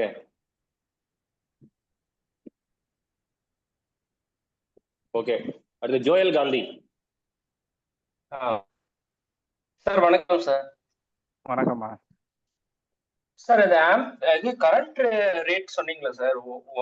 1 டயாவுக்கு வந்து ஆவரேஜ் 40 ஆம்ப்ஸ் வைக்கலாம். இதுல ஒரு கொஸ்டின்ஸ் வந்து பாத்தீங்கன்னா 6 mm எலக்ட்ராடுக்கு 300 to 400 ஆம்ப்ஸ் கொடுக்குறாங்க. 6 mm 310 to 400 ஆம்ப்ஸ் கொடுத்துருக்காங்க. அது இப்போ 6 டயான் பார்த்தாவே நீங்க சொன்ன கால்குலேஷன்ல 240 ல இருந்து ஆவரேஜ் வருது சார். ஆமாமா. அப்போ 310 to 400 அது எந்த மாதிரி கால்குலேஷன் சார்? காமனா வந்து பாத்தீங்கன்னாக்கா அது நீங்க அது எந்த புக்குன்னு சொல்லிட்டு எனக்கு தெரியல. நம்ம காமனா வந்து பாத்தீங்கன்னா நம்ம பிராக்டிகல் மெத்தட்ல நீங்க பாத்தீங்கன்னா இந்த 240 கூட அதிகம் தான். இந்த 240 வந்து பாத்தீங்கன்னா திக்னஸ் வேரி ஆகும் பொழுது இருக்கும். இந்த நான் சொன்ன கால்குலேஷன் எதுல இருந்து எடுத்தனாக்கா நிமி புக் ரெஃபர் பண்ணி எடுத்தோம். சரியா? அது இல்லாம நம்ம நான் பிராக்டிகலா ஒர்க் பண்ணும்போது நான் ஆஸ் ஏ வெல்டரு நானும் பிராக்டிகலா ஒர்க் பண்ணும்போது பாத்தீங்கன்னாக்கா இதனுடைய இந்த ஒண்ணுல ஒரு 5 mm எலக்ட்ராடுக்கு பாத்தீங்கன்னு வச்சுக்கோங்களேன், எவ்வளவு வைக்கணும்? 210 to 220. இதுவே வந்து பார்த்தா கரெக்டா இருக்கும். இவ்வளவுதான் இதனுடைய ரேஷியோவே. இப்ப ஆஸ் பர் நீங்க நிமில ரெஃபர் பண்ணாலும் சரி 1 mm டயா ஈக்குவல் 40 ஆம்ஸ். இது என்னுடைய பிராக்டிகல் மெத்தடா நான் சொல்றேன் உங்ககிட்ட. இந்த ரேஷியோ வச்சாவே இப்ப 5/20 சொல்லிட்டு சொன்னோம் இல்லையா, அப்ப 200 தானே வரணும். அப்ப இந்த ரேஷியோ வந்து பார்த்தோன்னா நம்ம ஆஸ் பர் பிராக்டிகல் மெத்தட்ல வந்து பார்த்தோன்னா 210 to 220. அப்படி இல்லை அப்படின்னாக்கா அந்த எலக்ட்ராட் மேனுஃபேக்சர் பண்றாரு இல்லையா, அவர் வந்து பார்த்தோன்னா ஒவ்வொன்றுக்கும் எவ்வளவு கரண்ட் ஒரு செட் பண்ணணும்னு சொல்லிட்டு அதுல வந்து கைட்லைன் இருக்கும். நம்ம வந்து பார்த்தோன்னா ஜென்ரலா வந்து பார்த்தா இந்த கால்குலேஷன் 1 mm டயட் 40 ஆம்ஸ் சொல்லிட்டு நம்ம சொல்றாங்கண்ணா. ஓகேமா? ஹலோ, சரி. அவர் என்ன கொஸ்டின் கேட்டாருனாக்கா, ஒரு 6 mm எலக்ட்ராட் இருக்குது, இதை வந்து பார்த்தோன்னா ஒரு புக்ல வந்து 310 இருந்து 400 வரைக்கும் கொடுத்துருக்கிறேன்னு சொல்லிட்டு அவர் கேட்டிருக்கிறாரு. அப்போ நீங்க வந்து 40 ஆம்ஸ் சொல்றீங்க 1 mm டயாக்கு இங்க கொடுத்துருக்காங்க, இது எப்படின்னு சொல்லிட்டு கேட்கிறாரு. நமக்கு ஜென்ரலா வந்து பார்த்தீங்கன்னா 1 mm டயானா 40 ஆம்ஸ். உங்களுடைய ப்ராக்டிகல் மெத்தட் பார்த்தோன்னாக்கா இப்போ வந்து நான் வந்து 5 mm ராட் யூஸ் பண்றேன்னா நான் எவ்வளவு செட் பண்றேன்னா 210 ல இருந்து 220 வரைக்கும் செட் பண்றேன். அப்ப 200 தானே வரணும். ஏன் 210 220னாக்கா ஃப்ரண்ட் ஆஃப் திக்னஸ் ஆஃப் மெட்டலுக்கு தகுந்த மாதிரி நான் வேரியேஷன் பண்ணுவேன். ஓகேவா? கரெக்டான கைட்லைன் பார்த்தீங்கன்னா 1 mm டயா 40 ஆம்ஸ்.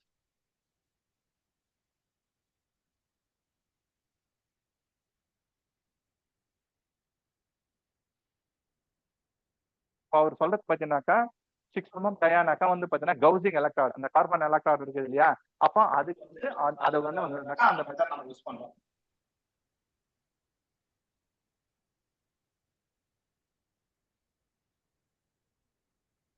மகாலட்சுமி நீங்க கேளுங்க.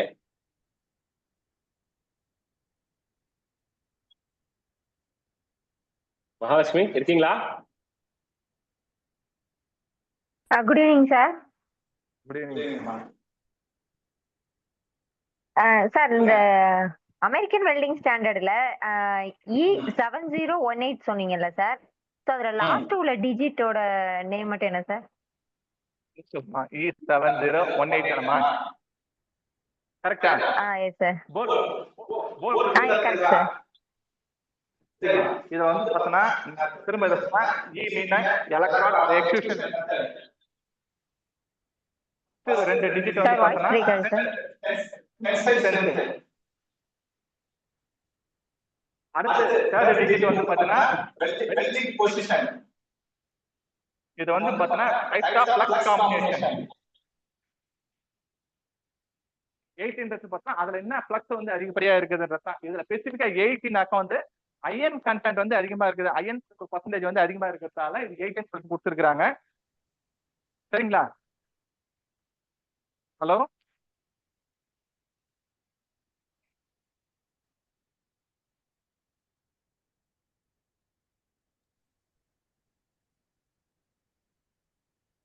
அவங்க போயிட்டாங்க. தாமரைக்கணி அடுத்து நீங்க கேளுங்க. ஆனா ஒன்றும் இல்லை, இந்த ஸ்டிச் வெல்டிங்கும் இன்டர்மீடியட் வெல்டிங்கும் சேமா இல்லை டிஃப்ரெண்டாண்ணா? ஸ்டிச் வெல்டிங்கும் இன்டர்மீடியட் வெல்டும் சேம் தானா இல்லை டிஃப்ரெண்டானு கேட்குறேன். இன்டர்மீடியட் வெல்டிங்ல வந்து பார்த்தா ரெண்டு மெத்தட் சொன்னாங்க. ஆமாம், ஒன்னு வந்து செயின் இன்டர்மீடியட். ஒன்னு வந்து ஸ்டகர்டு ஸ்டகர்டு இன்டர்மீடியட். இப்ப ஸ்டிச் வெல்டர்னா ஒண்ணும் இல்ல, இந்த போர்டை பாருங்க. இது வந்து ஃபுல் லென்த் ஜாப். ஒரு குறிப்பிட்ட அளவு வர்றோம், ஒரு குறிப்பிட்ட அளவு கேப் கொடுக்குறோம். இதுக்கு பேர் தான் ஸ்டிச் வெல்டு. இப்ப நான் என்ன சொன்னேன், செயின் வெல்டு சொல்லிட்டு ஸ்டாக்கேஜ் வெல்டு. செயின் வெல்டுனா இது பாருங்க, இந்த இதெல்லாம் வந்து பார்த்தோன்னா ஃபர்ஸ்ட் லேயர் இருக்கு இல்லையா, அதுக்கு ஆப்போசிட் பேரலா அடிச்சுன்னு வருது. இது மாதிரி அடிச்சாதான் வந்து பார்த்தோன்னா அது இன்டர்மீடியட் வெல்டு. நீ ஸ்டிச் வெல்டுனா வந்து பார்த்தோன்னா ஒரு ஃபுல் லென்த் ஜாப் இருக்குது, அதுல நீ ஃபுல்லா வெல்டு பண்ணணும்னு அவசியம் கிடையாது. ஸ்டிச்னா விட்டு விட்டு அடிக்கிறதுக்கு பேர் தான் ஸ்டிச். இது வந்து வெல்டு அடிப்போம், இது கேப் இருக்கும், இது வெல்டு அடிப்போம். இதுக்கு பேர் ஸ்டிச் வெல்டு. நல்லா கன்ஃபியூஸ் பண்ணிக்காதீங்க. இதுதான் ஸ்டிச் வெல்டு. இது வந்து பார்த்தோன்னா நீங்க சொன்னது இது வந்து நம்ம கிளாஸ் எடுத்து செயின் ஸ்டாகேஜ்னு சொல்லிட்டு சொன்னோம். உள்ள ரெண்டுத்துக்கும் உள்ள வித்தியாசம் இதுதான். ஸ்டிச் வெல்டு வேற, செயின் அண்ட் ஸ்டாகேஜ்ன்றது வேற. ஓகே, புரிஞ்சுதா? Okay okay, thank you. Okay.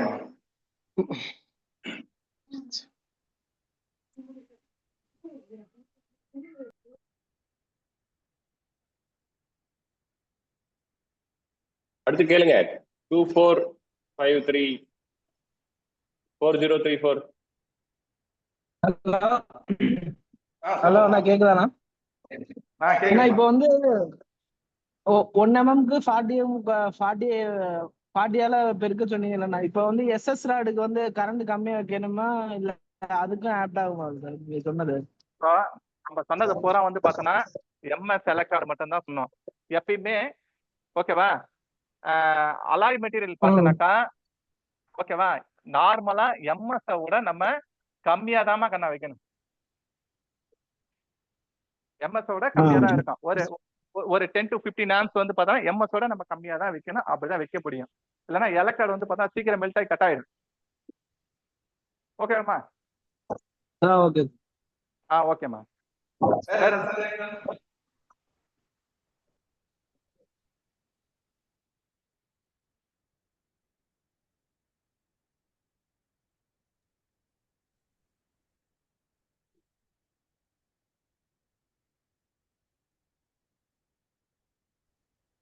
Okay, அவ்வளோதான். ஓகே, எல்லாரும் டவுட் கேட்டுட்டீங்க. இன்னொரு கிளாஸ் முடிச்சுக்கலாம். இன்னைக்கான உங்களுக்கு ஏதாவது பிடிஎஃப் டாக்குமெண்ட் இருந்தாங்கன்னா உங்களுக்கு அனுப்புவாங்க, வாட்ஸ்அப் குரூப்ல அனுப்பிடுவாங்க. மறக்காம இந்த அட்டண்டன்ஸ் போட்டுருங்க. லிங்க் அனுப்பிச்சிருக்கு, அதில் அட்டண்டன்ஸ் போட்டுருங்க. யாருக்கு ஏதாவது டவுட் இருந்துச்சுன்னா நம்ம அனுப்புற டாக்குமெண்ட்ஸை வந்து ஒரு கோத்ரூ பண்ணுங்க. நீங்க கோத்ரூ பண்ணும்போது தான் உங்களுக்கு டவுட் வரும். உங்களுக்கு நடத்தும் போது பார்க்கும்போது உங்களுக்கு டவுட் வராது.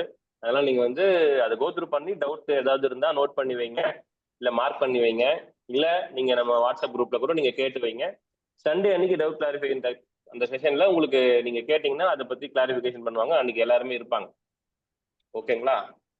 ஓகே, இன்னைக்கு சிறப்பா நாங்களே வந்து புதுசா இந்த எல்லாத்தையுமே வந்து ரீகால் பண்ண மாதிரி இருந்துச்சு இன்னைக்கு வெல்டிங் செஷனு. அதனால இன்னைக்கு நம்ம சார்பா பெருமாள் சாருக்கு ஒரு நன்றியை தெரிவிச்சுப்போம். அடுத்ததா நாளைய கிளாஸ் சந்திப்போம். அனைவருக்கும் நன்றி. ஓகேம்மா, உங்களுக்கு எதனா சொல்லுங்க. ஏன்னா நீங்க இருக்கிறதால உங்களுக்கு பெருசா வந்து இருக்கிற மாதிரி தான் இருக்கலாம். இதுல எதனா சந்தேகங்கள் இருந்தா கேட்கலாம், அவர் இல்லை. ஏன்னா